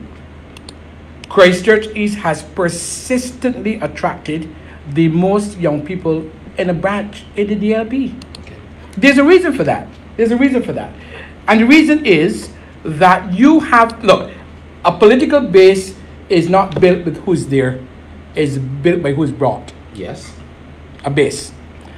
While a political party has a mass base, each constituency branch has a constituency base. When I came to Christchurch East, I set out to build my own base from scratch. And therefore we targeted persons who were non-voters, 8s, 9s, 10s, and up. That's what we started. People argued that that was a nonsensical approach because they said those people can't vote. Paid off in 2008. There you go. And it's still paying dividends today because what we were able to do was to take a group of young, impressionable persons and try to indoctrinate them into the mores of the DLP. But not only that, we were able to associate with their cohorts. Yes. So you go into schools and you meet those, you go to a neighborhood and those same little people, because we ran summer camps before summer camps were fashionable at my constituency. We did a 4-year after school program where we provided free lessons for our young people in the area in class 3 and 4, and we did it for 4 years. So at a serious cost. But Dr. Lowe, how do you feel about? Is that the question though? Right. Yes, but because just to get Simon's point over. I mean, I think he was hinting at how do you feel about yourself teaming up with younger candidates in the election, and how would you like to see yourself and the older guys and the younger persons like Simon and myself? I don't think the one is the best person to ask the question anyhow. But I think there's a coming from outside the party. Right, if you want, go ahead. No, because one of them might be asking too diplomatic. We understand that the old guard have been trashed, but also been tarnished by things that have been said. The party have seen that you've lost not 1 seat, but 30 seats, which most persons is saying to most persons that nobody wants the 30. at all. I won't say that Right? nobody No, wants no, to I change. said, Let him finish and then right? I'm not talk talking about about nobody at all. I'm saying that the majority seem not to want the 30. Any of the 30 are probably of those that were ministers At that time. at that time, right? But here comes now some emergent like yourself. There are some that of the views that Denis Lowe should not come back to political life. What will Denis Lowe bring when he come back? Why? Because people are looking at one, you're tarnished, you're defeated Tarnished by what?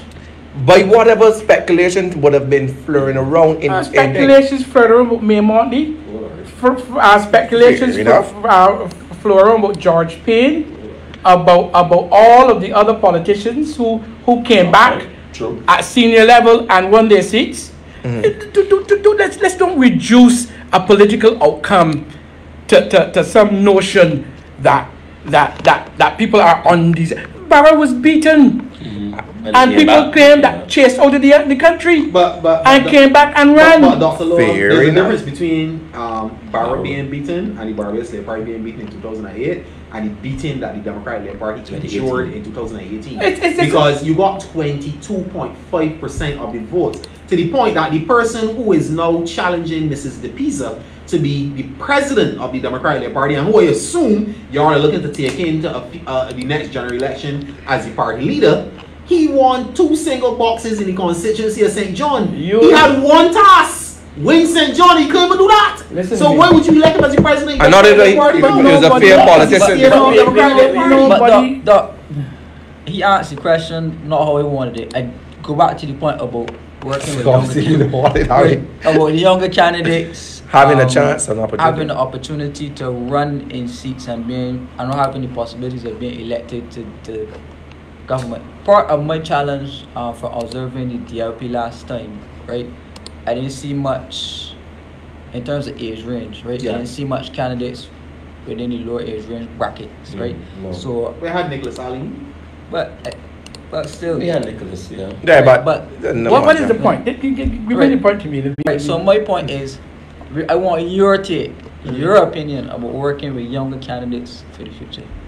Don't we talk often? Yes. Oh, okay. Yes. So talk is working. But No. the I'm public- saying. but the public doesn't know that. No. The public doesn't know Well, that. tell them. Yes. Tell them. Yes. Look, listen to me. When I came into the party, David Thompson took me under his wings. Erskine Sandiford introduced me to the DLP, a senior politician. Okay. Never ever once did they say you can't do. All David Thompson used to say to me, ever so welcome, wait for a call. And he meant that in all spheres of political activity. He said, look, Dennis, don't rush anything. You will get where you have to go because of your talent and your ability to be an effective politician. Okay. And I still believe that I am very talented and very effective. And I still believe that I have a national appeal in this country because I get around and I talk to people at all levels of society. Okay. And I also have as my template my own journey in life, Okay. which did not begin at the top, it started at the bottom. Right. I am saying to you, Mr. Stewart, that the truth is that I am not a believer that people become indispensable in politics. Neither am I a believer of the view that people can be should be discarded because of their age. I don't believe in ageism, first of all, because that is ageism. I want you to know that that is ageism. You understand me? What I do believe in, though, is that people should be heard.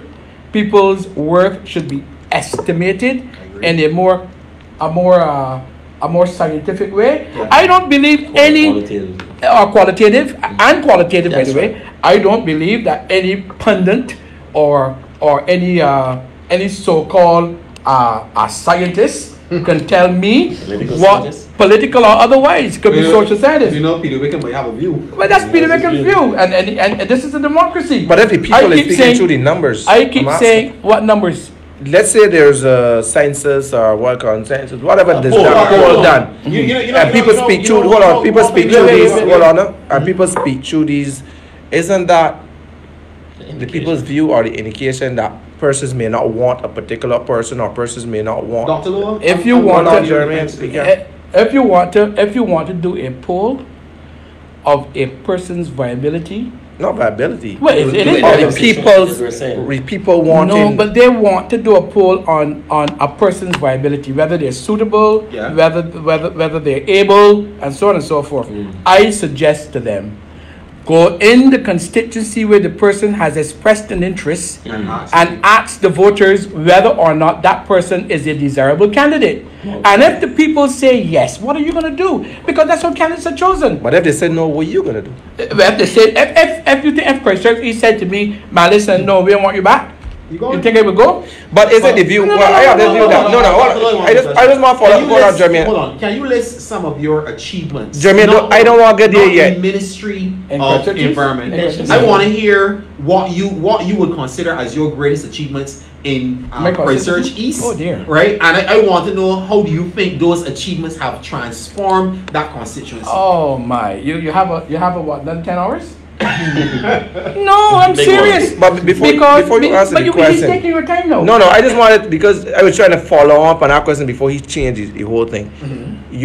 I asked already, if the people in the constituency said no to it, what then do you do? If there is a credible scientific poll that polls my constituents, and that says, and the result of the poll is that Denis Lowe is not who we want anymore, I walk away. So then I go then on the flip side. What poll have you done credible that say they want you? I live among the people. But do you live above everyone? How many people in that constituency? Who? How many person in that constituency? He would know that. Don't ask. I know. I asked him. I want him to tell me. How many persons? How many people live How many within? registered voters? How many registered yes, voters? please. Yeah. Well, it's about over 10,000 now. So so have you done anything substantial about I that? have done enough among those persons who make the political decisions in my constituency. If you want me to take you up there, I'll take you and put you in 4 locations. But I still Okay, happy. I asked them. Anyhow, traditionally how we chose candidates. I don't think the Bees choose candidates like that either. No, they don't. They don't. You could turn up at the nomination once you got enough people behind you. And I bust them in and you get in. And get in. My man knows that. That is salacious comment. No, it's not. It's not. I've got evidence to that. That is not true. As a matter of fact, I've had my members co-opted to their branch.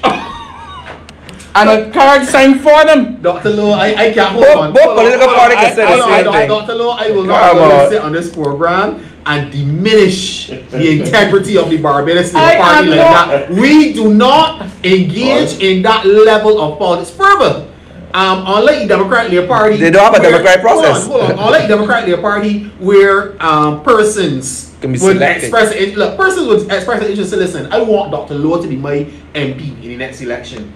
All the people running around saying Dr. Lowe is a good man. Dr. Lowe getting doing kite flying competition. He doing this, doing that. You've been in my constituency? I was there a few weeks ago. But you heard where we were. You heard where we were. Oh dear. Right.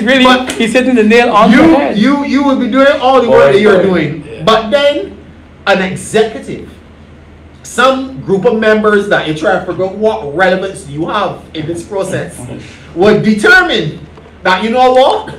I use Kimar Safri here. Dr. Lowe, out here doing all the work. He's the man that people talking about. They like him and everything. But you know what? I like Kimar. He's kind of drinks and rum with me. He's a man that's well known to I don't drink rum here. Right? No, I'm not saying that you drink rum. My brother do, not me. But they would say that he's a man that's well known to us, the 10 people in this room. Right? And the opinions of these 10 people outweigh the opinions of the 1,000 or 2,000 people out there who have said, we want Denis Lowe as a man. And that is the process as happens in your party. The Barbados Labour Party is very transparent. And the president can come and change it tomorrow if you don't want it. Thank you. And the Barbados Labour Party is very transparent. If you get the votes, we are going to accept you. As a duly elected. And you want to hear something funny? The persons that you said that were co-opted to sign cards and vote for BLP members to be candidates, I can almost absolutely assure you that those very same members voted for the Barbados Labour Party in 2018. You can't assure me that. No, you can't. Wow. Because the figures at the polls showed it. No. Go ahead, Dr. Lowe. Hold on. I am saying to you that in my experience with the Democratic Labour Party, they have always relied on the opinion of the branch to determine the viability and the suitability of the candidate. But those could be bought too. Let me finish now. So just Let them finish.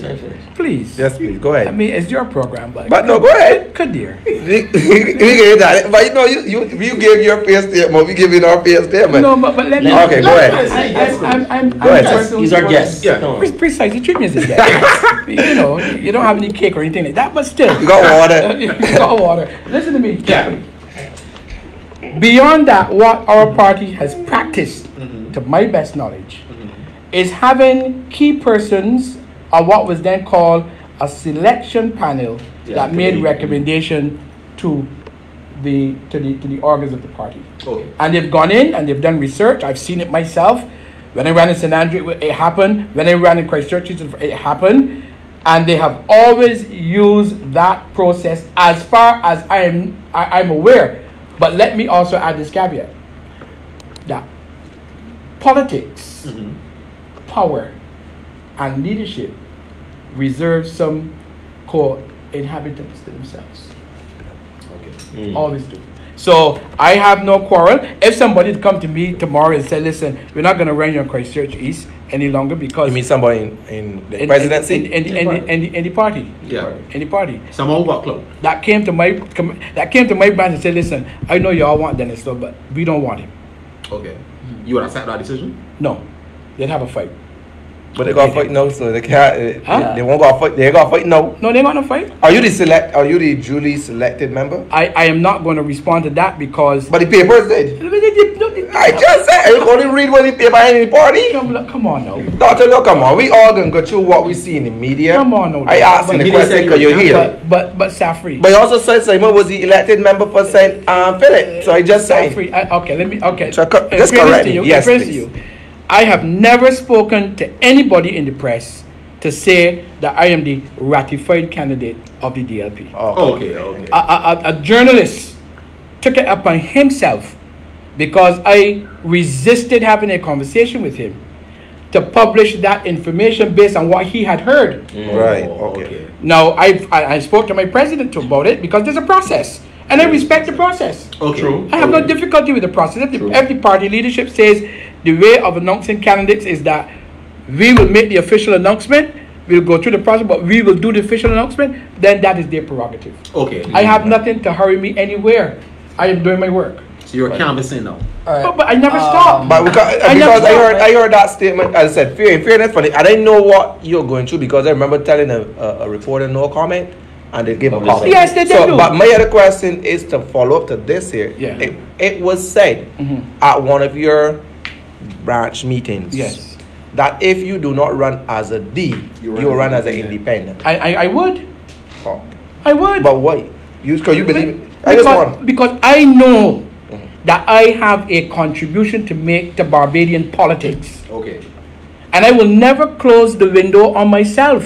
Right. Why would I do that? Because so if the party had decided for whatever reasons, we want somebody else in the rating, and other branches say, okay, fine, we're going to pass on Lowe, then let them do that.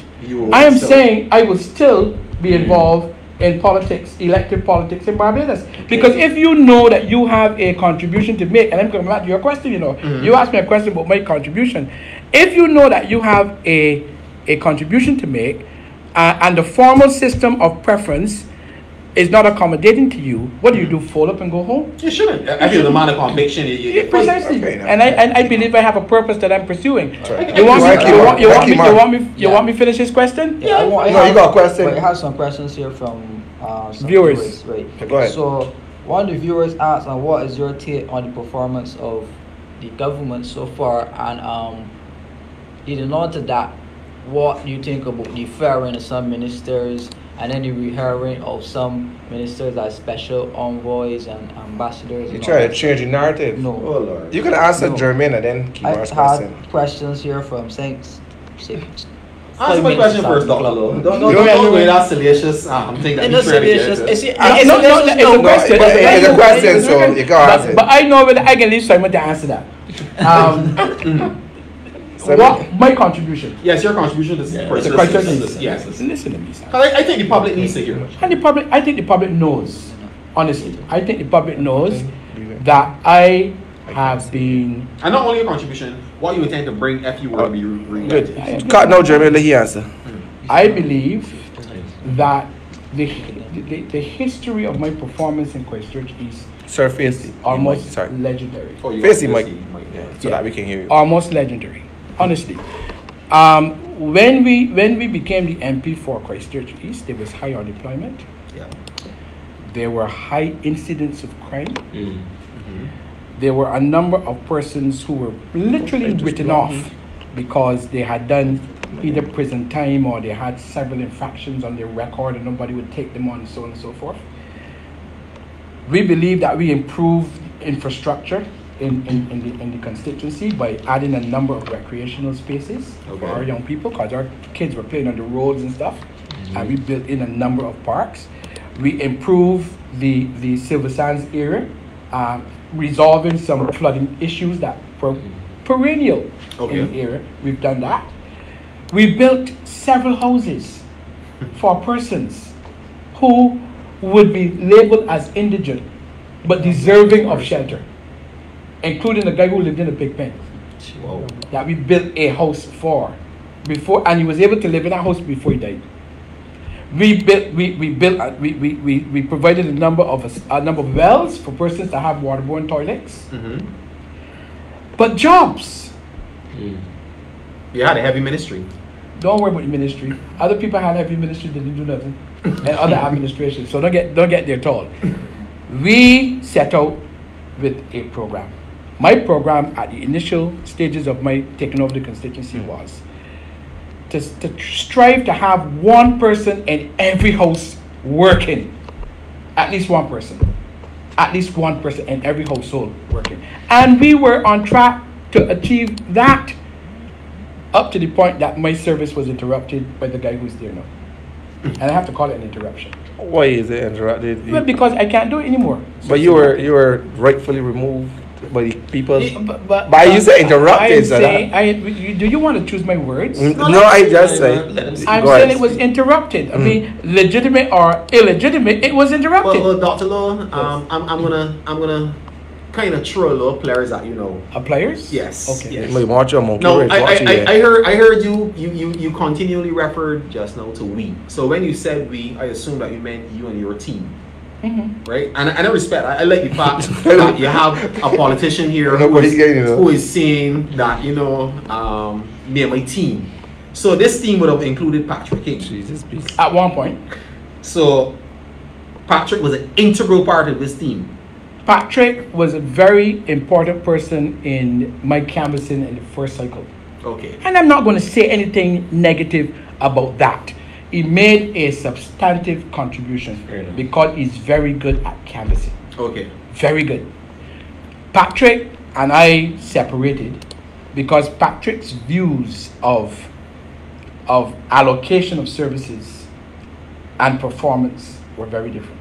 Well, you know, Patrick said different things on social media platforms. He's not saying anything now, so you can go and pull him out now and have him say some more things.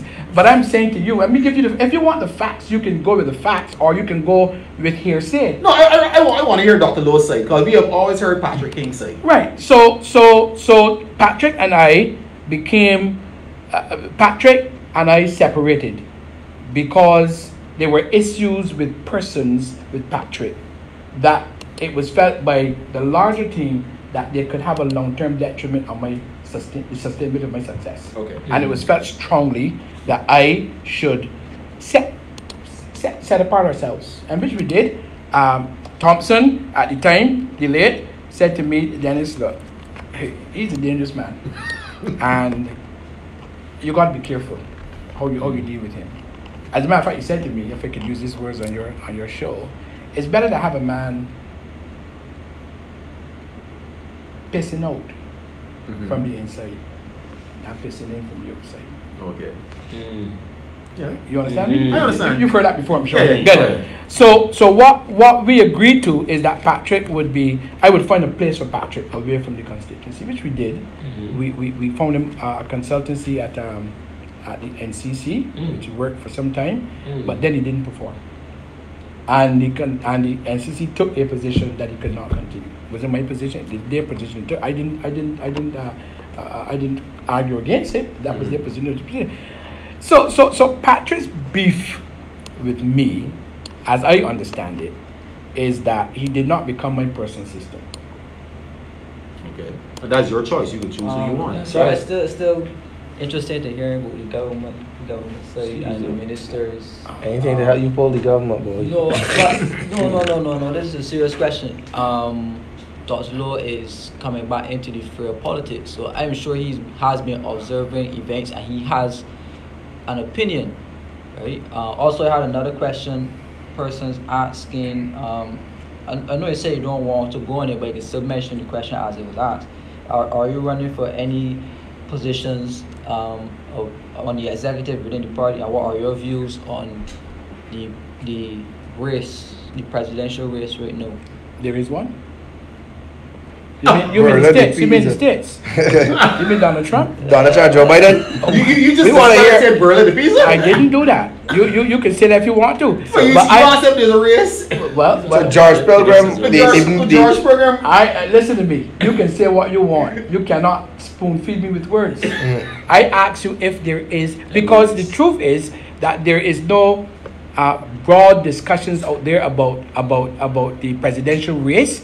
Look, politics is about contests, and everybody has the right to contest any position in the party that they wish.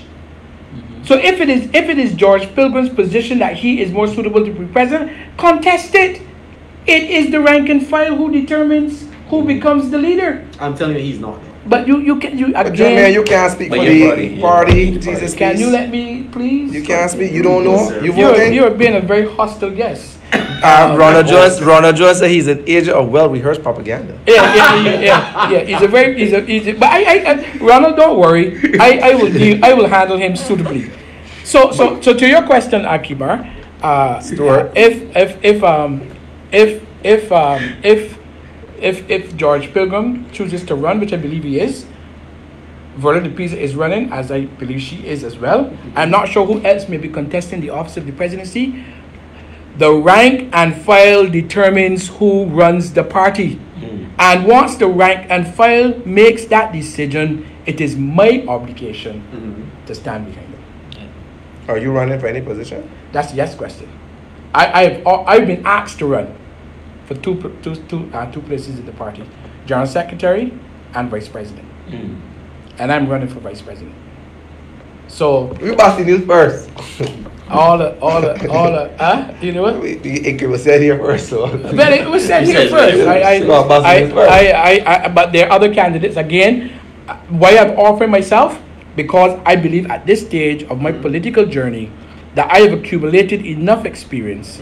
I've understood a lot of what the people in the country are saying and want to be done for them, and therefore I'm making myself available to be part of the thinking of the party as we go forward. Wait, hold up. No, maybe before you go, I just see Ronald Jones still pushing on the. So you to reject the older citizen giving services. If I reject him? No. He's saying that in his comment. No, sorry to Kevin, but he's still talking about that. But one of my don't forget the other question. I know. My thing on this, we had a show only a couple of weeks ago. Cause we have a show every Tuesday. Right, we're gonna wrap up shortly in 10 minutes. Right, but one of my we said it on this show, and it was very much so against politicians serving at an extensive time. Reason why, for a small country, and I love the American two-term system, it gives the opportunity for other persons who may have vision, who may have experience, not experience, but who may have a vision and a love for country, also the opportunity to share. And I would say, like we said it before, hold on. I would say, like before you said before, that politics should never be seen as a career, but as an opportunity to serve. And agreed. When we put, and I've longed to see this in country, and I'm glad to hear that you say you talk with Kimar a lot, where politicians are helping to groom, and I said they may be, but it's not openly groom set young people like us, because I'm a young person who have done a lot for the country, and I still believe I have a lot more to do, and I can do it at the policy level. Right. I may not be able to, I can't always say the social level, because at the social level, I see that there's things that need to change at the policy level. You're putting a good argument for a seat? No, the same thing could be said of Simon, Kimar, and Jermaine. Me? But oftentimes, we are challenged in these positions because of persons like yourself, with all due respect, and other persons that may, and also both parties, it's challenging both parties, that they want to be 40 years in and 60 years in, and they're celebrating a career in politics rather than a service in politics. And I often say that there must be a time, not by age, not by gender, but there must be a time where somebody says, I've done enough, let me get behind one of the young people and give them the opportunity to serve. Because it hurts when you hear that there's so much young people out there that have, and I know what it means that what I've accomplished in this country, I didn't get it by anybody handing it. I rivaled to get it. I had to go past the pushes and the brushes.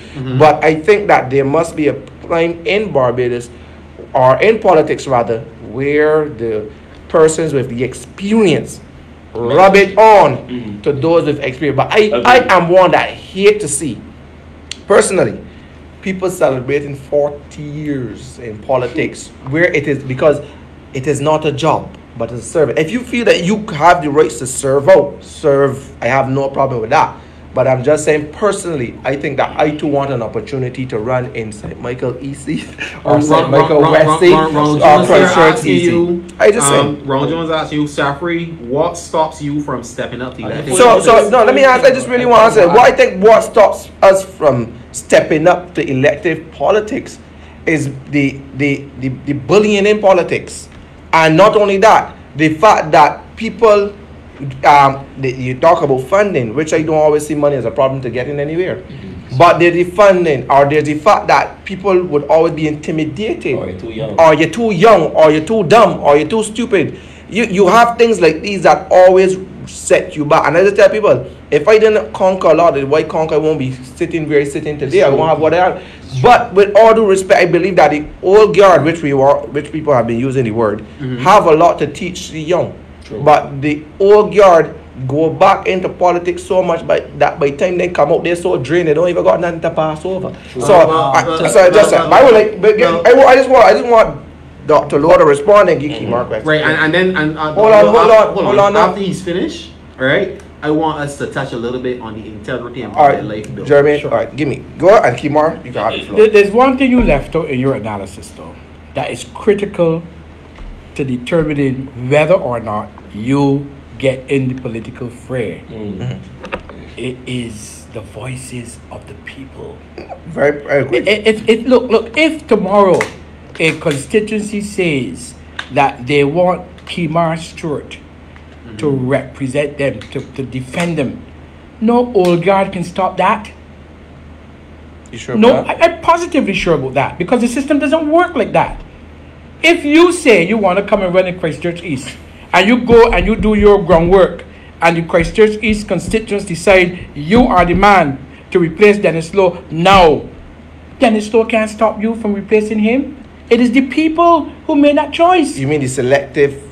The people in the constituency who why haven't you all then duly nominated Rand Waters, who have been doing a lot of work? So well, I'm saying the people. But how will the people get a chance if your party who in some cases select the nominee don't get a chance to vote for the person? No. Isn't that how your party set up? No. The process is this. The person writes in a letter just to signal their interest, goes into the constituency and begin their work. At a certain point, the party determines that it is time to call in the chips, and the branch is commissioned to start the nomination process.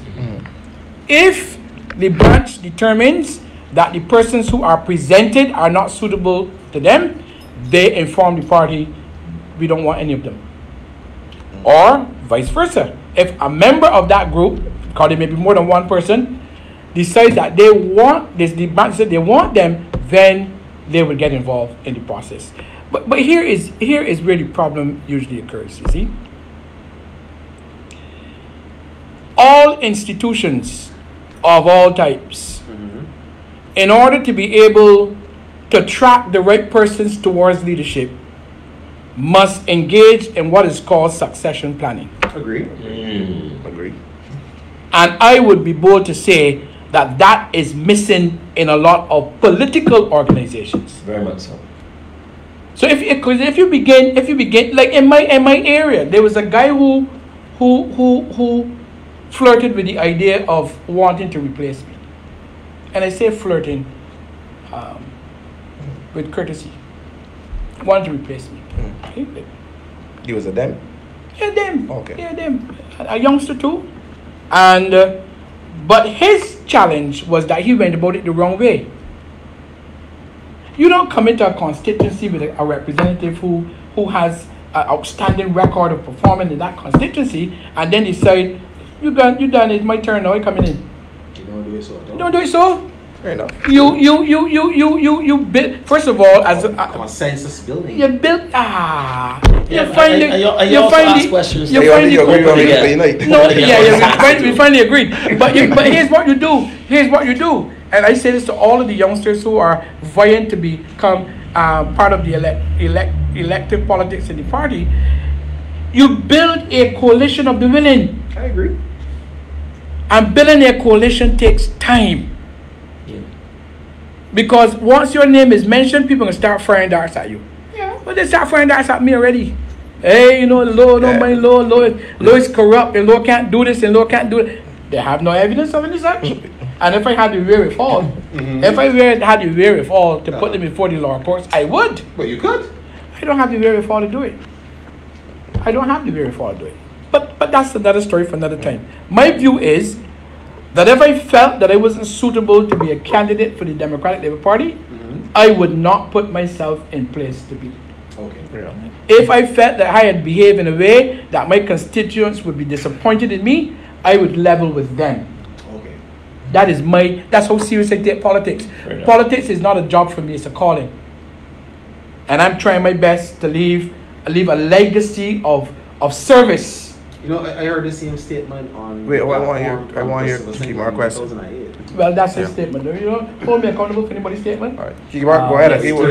Go ahead. Because we got to wrap us on to it. To personify a lot of what you said, right? I am a young person who got into politics, and I joined the DLP and I would work my way up, working with the Young Democrats, seeking out advice from all the stalwarts. Nobody was hostile to me, nobody refused me.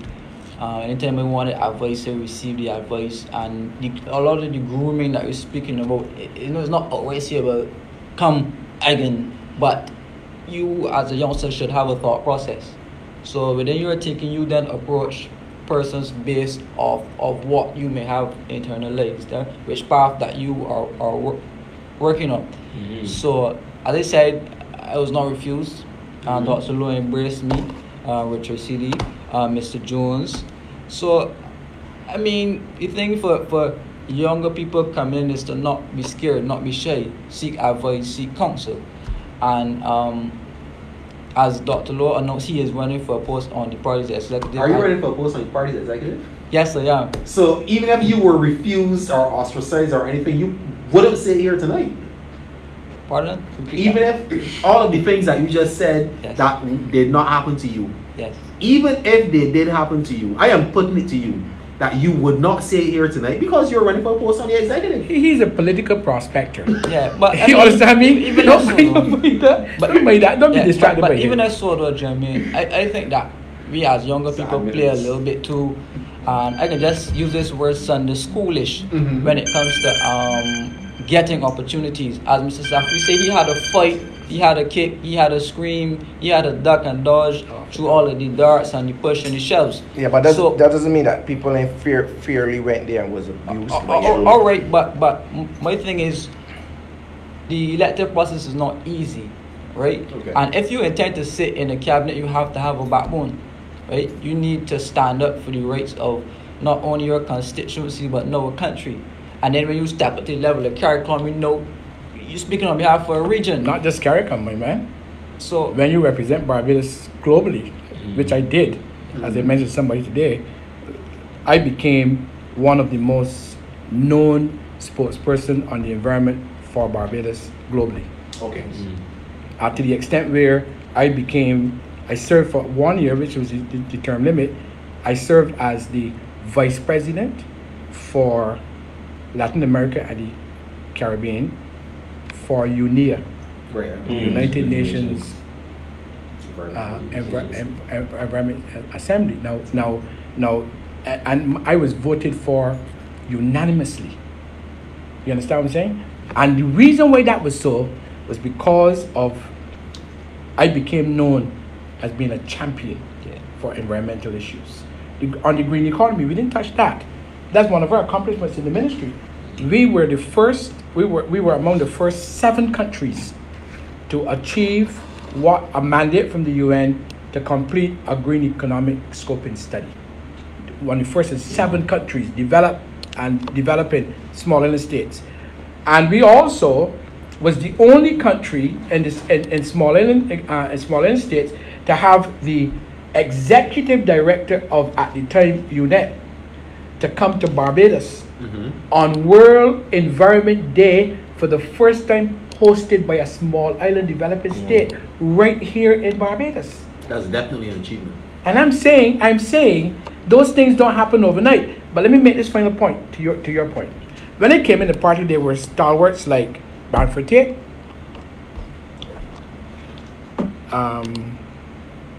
there was the guy who just passed from St. Philip, Warwick Franklin. Yeah. We pull the names. You know the names. Evelyn Graves. Wes Hall. You got them. All of those guys were in the party, active at the time. And those guys took us. I would never forget, Branford Tate told me one Saturday morning at a candidates training. He said, son, until you walk through your constituency and all of the little kids around see you and call you by your first name, you have a lot of work to do. Because that will signal to you these people are known. If they don't, you're not known. You know? And we assemble, and that is why one of my missions in continuing to work hard for our party is to I don't want to say resurrect, but to rekindle the fire that those older stalwarts have in their bosoms for this party. I want to help. I mean, come on. You can't look. The story of our civilization is that in the African village, it was always anchored by an elder.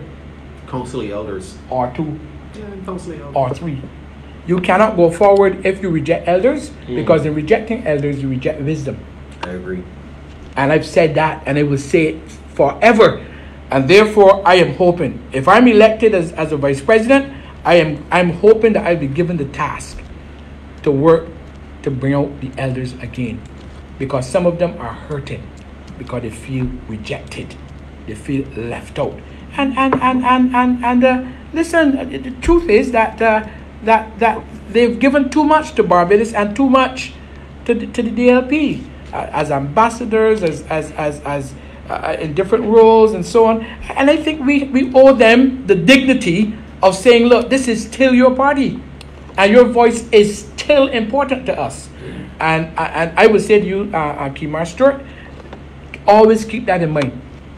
And never be afraid, never assume that to approach an elder will mean that you will get rejected. You may get rejected. We love it when I put myself in that group. We love it when we can talk to the, because I want to be able to look back after a while and say, look, I've done my job. You contributed. I've made a contribution. And we've got some great youngsters in the party. I mean, Kimar is one of them. You hear Kimar on the platform, you'll think he's been around for years. Simon Allen is one of them. I heard he has solution bar. You mean speaking for them? That way you. That really started. That we started? But we share the platform together in Christchurch. And at Dayton Griffith. Yes. So I'm saying. Carry on back for it. Right, but no, he has tremendous potential. He's just misguided right now. We can pull him in, but misguided no, some more. Just kidding. But seriously, because the future of any organization is in the youth. Is at best unachievable. Yeah. Without the minds and the presence of the young people. I would like to see party encompass that a little bit more, though, Judge. But you have to. It's something. Listen, people's misnomer is that it just happens. No, I'm not saying it will just happen. But have you seen the Barbados Labour Party? I'm saying to you. That's what I'm saying to you. That there are people who think it can just happen, but you have to make a concerted effort with a well-designed program to have these people involved and share their knowledge. I agree. It just doesn't happen. But my question then with Dr. Lowe is always, I'm a big believer, always win. Because if it doesn't happen tomorrow, it has to happen somewhere. And you say as an advocate and as a strong advocate in the environment, I would like to see that even more, because I'm just afraid now of the fact that I'm seeing more of the old guards coming back. Yes. But I'm hearing less of these. But Kimar, not that. Kimar, before you go so that's scary for me. Well, in the Barbados Labour Party, you are seeing every day a rising of young people, and even so, I can see. Sure, that? Yes, that is what I see, and then seeing the old mixing with the young. I can tell you who can be possibly prospect for that particular seat. Not saying that they will win or anything. I'm not going into that, but I'm just saying that so much income. Because I'm outside and I'm not in the Democratic Labour Party camp. Let Lisa will know that whoever she commenting, but some Lisa Moore that just like talking. Yeah, Lisa Moore from St. John. Hi, Lisa. Hi, Lisa. Oh, good Lord, she's a DLP. No wonder she talks like that. No, she's a politician. A sharp politician. She ain't a politician to me though. But anyhow.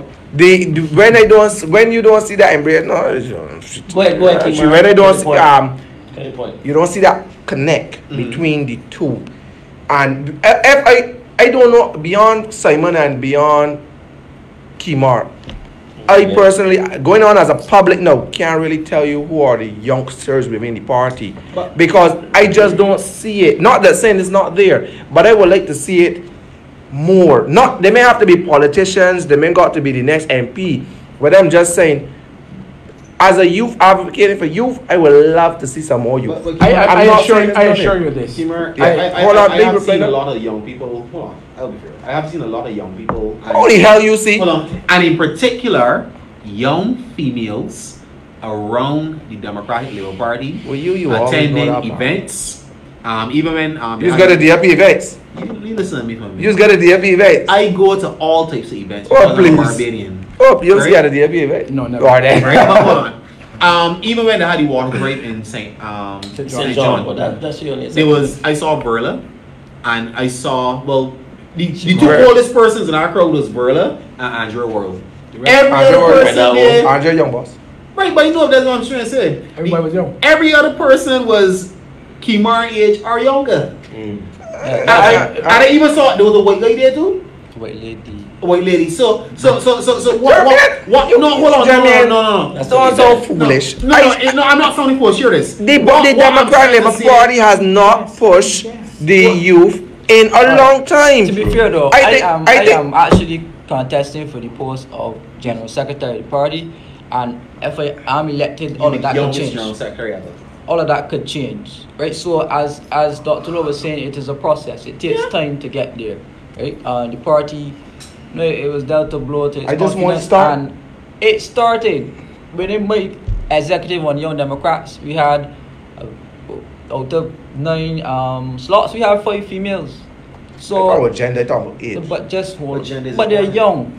So what I'm saying is there is new paradigms coming into the party, but it needs to fit in philosophically first, because there was something that was existing before. There were structures that existed before.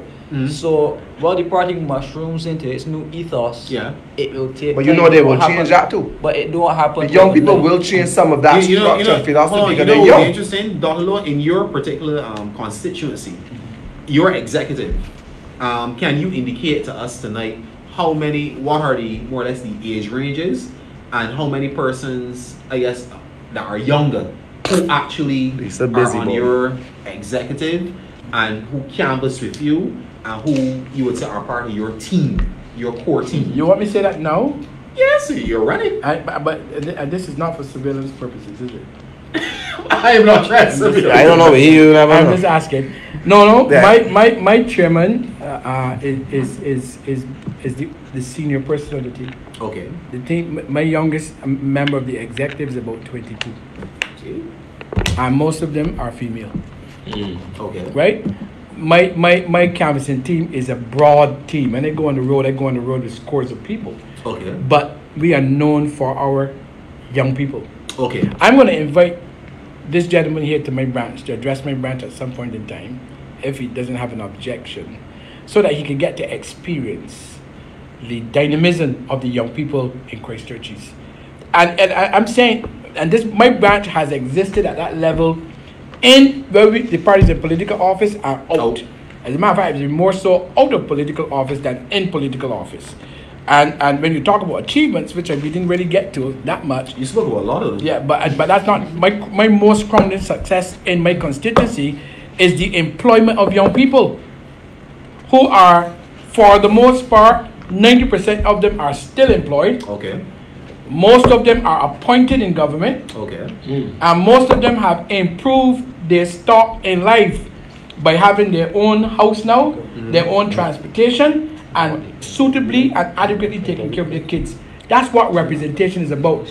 And I am one of a few persons in politics in Barbados that has achieved that much. You had a good ministry. I love for employment. But other people had good ministries. But your ministry in particular, drainage was incurred, road sanitation, environment. But you had I am saying you could have. I'm not disputing that you have created employment. I don't know what he's trying to say. No. Meaning, I reiterate, a lot of persons within your constituency, I have friends, you know that, in that area. That's right. And they've all said, Denis Lowe created a lot of employment up in there. I ain't gonna dispute that. You understand? So I'm just saying, not partisan wise, you know. I'm telling you, not partisan wise. Mikey jacket. But you know you had a good ministry to back it too. I will be fair to you, Dr. Lowe. You know, you come into office, you enter politics, as you said, to serve and to improve the lot of those whom have elected you or deselected you, right? And the fact that you can sit down here and you can proudly say that, look, I provided employment for tremendous amounts of people. Let's be fair, and I'll be fair, Dr. Lowe. There are really not many MPs or ministers, both DLP and DLP, who can say that. Because some people get in the government, and I want to make this comment before going to my other comment. Some people get into government. We can't touch the Some people get into government with ethos to benefit themselves alone, right? But you got into government, and it has to be stated that Dr. Denis Lowe provided employment, and you have to get that. See, you don't know when he be ready. See, right? No. I like his mind. What I want to touch. What I want to touch a little bit. We got to wrap up. I know we got to wrap up, but let us just speak about it quickly. Dr. Lowe, I want your views on the Integrity in Public Life Bill, which was shuttered in the Senate a few weeks ago. Somebody say you look bored. He ain't bored. I believe it is the way to go for the country. Okay. I definitely believe that. I know that there are people who would probably think otherwise. But when we were in office, our Attorney General was one of the strong advocates for moving that process forward. Okay. I believe that it is something that has to happen in the country. It has to happen, and it is passing strange that a government that has an absolute majority was unable to get it passed. Well, the Senate, the upper house. Well, the Senate, the upper house, man, listen to me. Are you telling me that a government that has over 2/3 majority could not get their heads and hearts and hands wrapped around the persons in the Senate? Did you all ever, did the Democrat Labour Party ever seek to bring it to? We did. Listen. I just told you passed it in Parliament too. I remember. I just told him. I just told him we did. And again, there are a couple of pieces of legislation that I wish had been achieved under us. Okay. But the Attorney General's plate was full because there were a lot of things that we needed to clean up and get going. They said that this was one of the most requested and supposed to be at the top of the list piece of legislation coming through Parliament. I don't think for each government, you both yours this and in 2008. Yeah, I think. Listen. I am saying. You remember everybody's speech here. I'm saying categorically that it is an important piece of legislation. It was the intention of our government to get it through before the end of our term. We didn't, but we still. I believe I can speak for everybody in the last government, that we still believe it is critical. It is critical because it speaks to the governance of the country and it speaks to holding public servants, including ministers, accountable for their deeds. One thing that this is going to cough up, the Public Accounts Committee, this discussion on this legislation, it's going to really show us the avenues in the government process where people function and are never seen or heard. True. But they function significantly. And do a lot of damage. A lot of damage. And I'm saying this here without any deference to anybody. It is something that we have to do. The country has to do it because it speaks to elevating the integrity of the country. It speaks to elevating the confidence of both internal, regional, and external people in the country's ability to carry its weight relative to that. So would you be opposed if the new bill decided, you know what, we want to make this retroactive? So, and I'll be fair with T-Dems. Instead of going back 10 years, we want back 15 years. So 15? Yeah, so you can write both B's is that and all, B's. Is that all you're doing? You're going to go beyond that. If you're going to make it retroactive, let's go and rake in all the things, the deeds that have happened over the years. And I'm quite sure that the net, you ever went fishing with a down basket, a net? Yes. I come up with crappos and boots and everything. Everything would be in that net. But that's aside. That's aside. I think the point is that I believe the government is on the right track to get it in place. And I am fully supportive of the government's effort. So you're saying that if you were to be elected as a member of parliament in the next general election campaign, and obviously you might be on the opposition side because the Barbados Labour Party will be in government for a while. According to who? According to people of Barbados. According to you. You can't speak to people of Barbados. Okay. According to you. The Democrat Labour Party ain't winning no election next election. Just sanitize your news. You might. Okay. As far as South is concerned, I gotta get Clorox for his news. Okay. You sanitize your news. So you might be in opposition or you might be in government. Fair enough. Right? Fair enough. But if you are in opposition, can the Barbados Labour Party as a government count on Denis Lowe to be one of the voices that will stand up proudly and say, look, I am willing to add my voice of support to an integrity in public life bill to be passed in this country so that we can, because all front industry should do start with prevention of corruption. What's saying do sloppy like the other bills that number Let me make it sloppy bills. But hey, don't let me jump on. Let me tell you where you're going. I just want a confirmation from Dr. Lowe. He is weighing up like a woman. I just want a confirmation from Dr. Lowe that he is willing to support the Barbados Labour Party in its efforts to bring such a bill. But he did say he would support it. But he just said so. But I'm also willing to lend my voice to other things that are coming our way as legislation. I don't think you want to go down there right now. I know you want to go down there right now.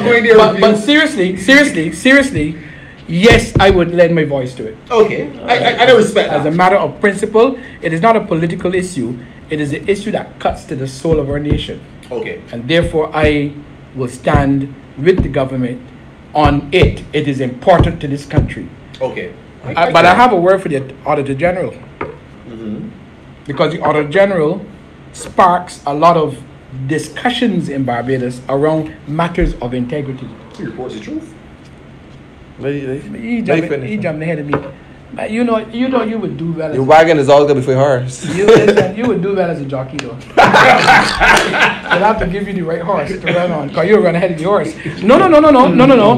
And I want to see that learned gentleman go through the issues that he has recorded over the years relative to integrity and relative to accountability, and produce a slate of the issues of concerns that he would have. Okay. Including the recent ones that he left out of his last report, including the White Oak matter, the trucks matter, and so on and so forth. I would like you to get some more power though to lock up and to bring before the DPP. I think that was passed, but no, he has a lot of power. Well, I would like you to use the Auditor General has a lot of power, and the truth of the matter is that for the most part he has done an excellent job over the years. But I don't want him to slacken up. If the integrity legislation is going to be really meaty and full of teeth, he's going to have a say. Okay, I can agree with you. All right, we got to wrap it. Everybody, Simon is not bored. I don't know why this. Everybody's on Simon. Bored. Simon, Messi, you lacking words. I'm listening. Simon, you need to represent better. That's all right. That's fine. But he does represent. You know, every moderator may not see that particular. But the thing about it is that we invited Dr. Lowe to the program to represent himself, and by all accounts and the viewership, you've done an excellent job at doing it. You represented yourself, you represented your case. So. Kept us at a steady over 100. Yeah. He gained my respect tonight. Yeah. He spoke for himself. As we've always said, it's about we engage, we just like to pull. Correct. You know, and it wasn't hard to, because in some interviews you have to keep asking the person. Dr. Lowe came ready and I enjoyed it. And we need more of this, not only from the Democratic, but also we inviting, and we always encourage people from the Barbados Labour Party, those in the general public. I think I would like to have Lisa Moore on the show. You sure? I would like to have some of these people Promorse ban. As it's disrespectful on the show, you're banned. But we would like to see some more of these commentators like Tata. I come on the show because y'all keep the show alive, but we would love to hear your views. I know just how you behind those key buttons. Come on the show, talk. It's not an easy job being out here, because you have to field questions, you have to say. Again, we've all said everyone could have their own political affiliation. We try to not show it, but be moderators. But at the end of the day, we got a good balance. 2 Ds, 2 Bs, me in the top line. You come in, no problem. You sure? Yes, Lisa, I don't mind, because we like Lisa. We were talking at you, you were talking at me. That's not a problem, You never know, because at the end of the day, this is what we show about. We debrief topics. We young people, we want to engage, and we brought the show together for purpose like this. People may think that we the DLP TV. We are not a DLP TV, because BLP is on here, so you can ask the DLP. But if we ask the D and they come, we can take the D. If we ask the B and they come, we can take the B. If we ask anybody to come and they come, we can take them. So, just bear with us as we put a disclaimer. We just young people, all different political views. We was asked by another political party to bring on one of their young persons. So they seem part of the panel, it seemed like a diverse panel. But we always appreciate it.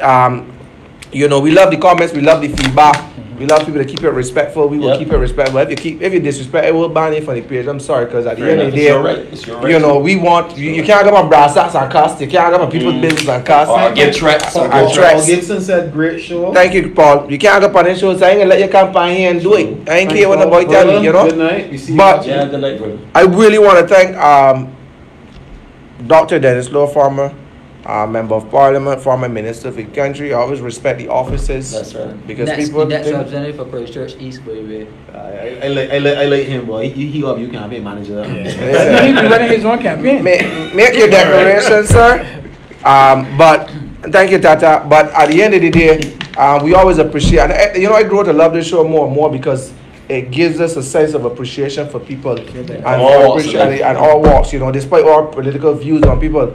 Somebody wants to tell me, politicians are better friends than we think. So Definitely. when you think you build your cursor, they're better friends when they go in. That's right. You know. But I'm just saying, we like the comeback, the feedback.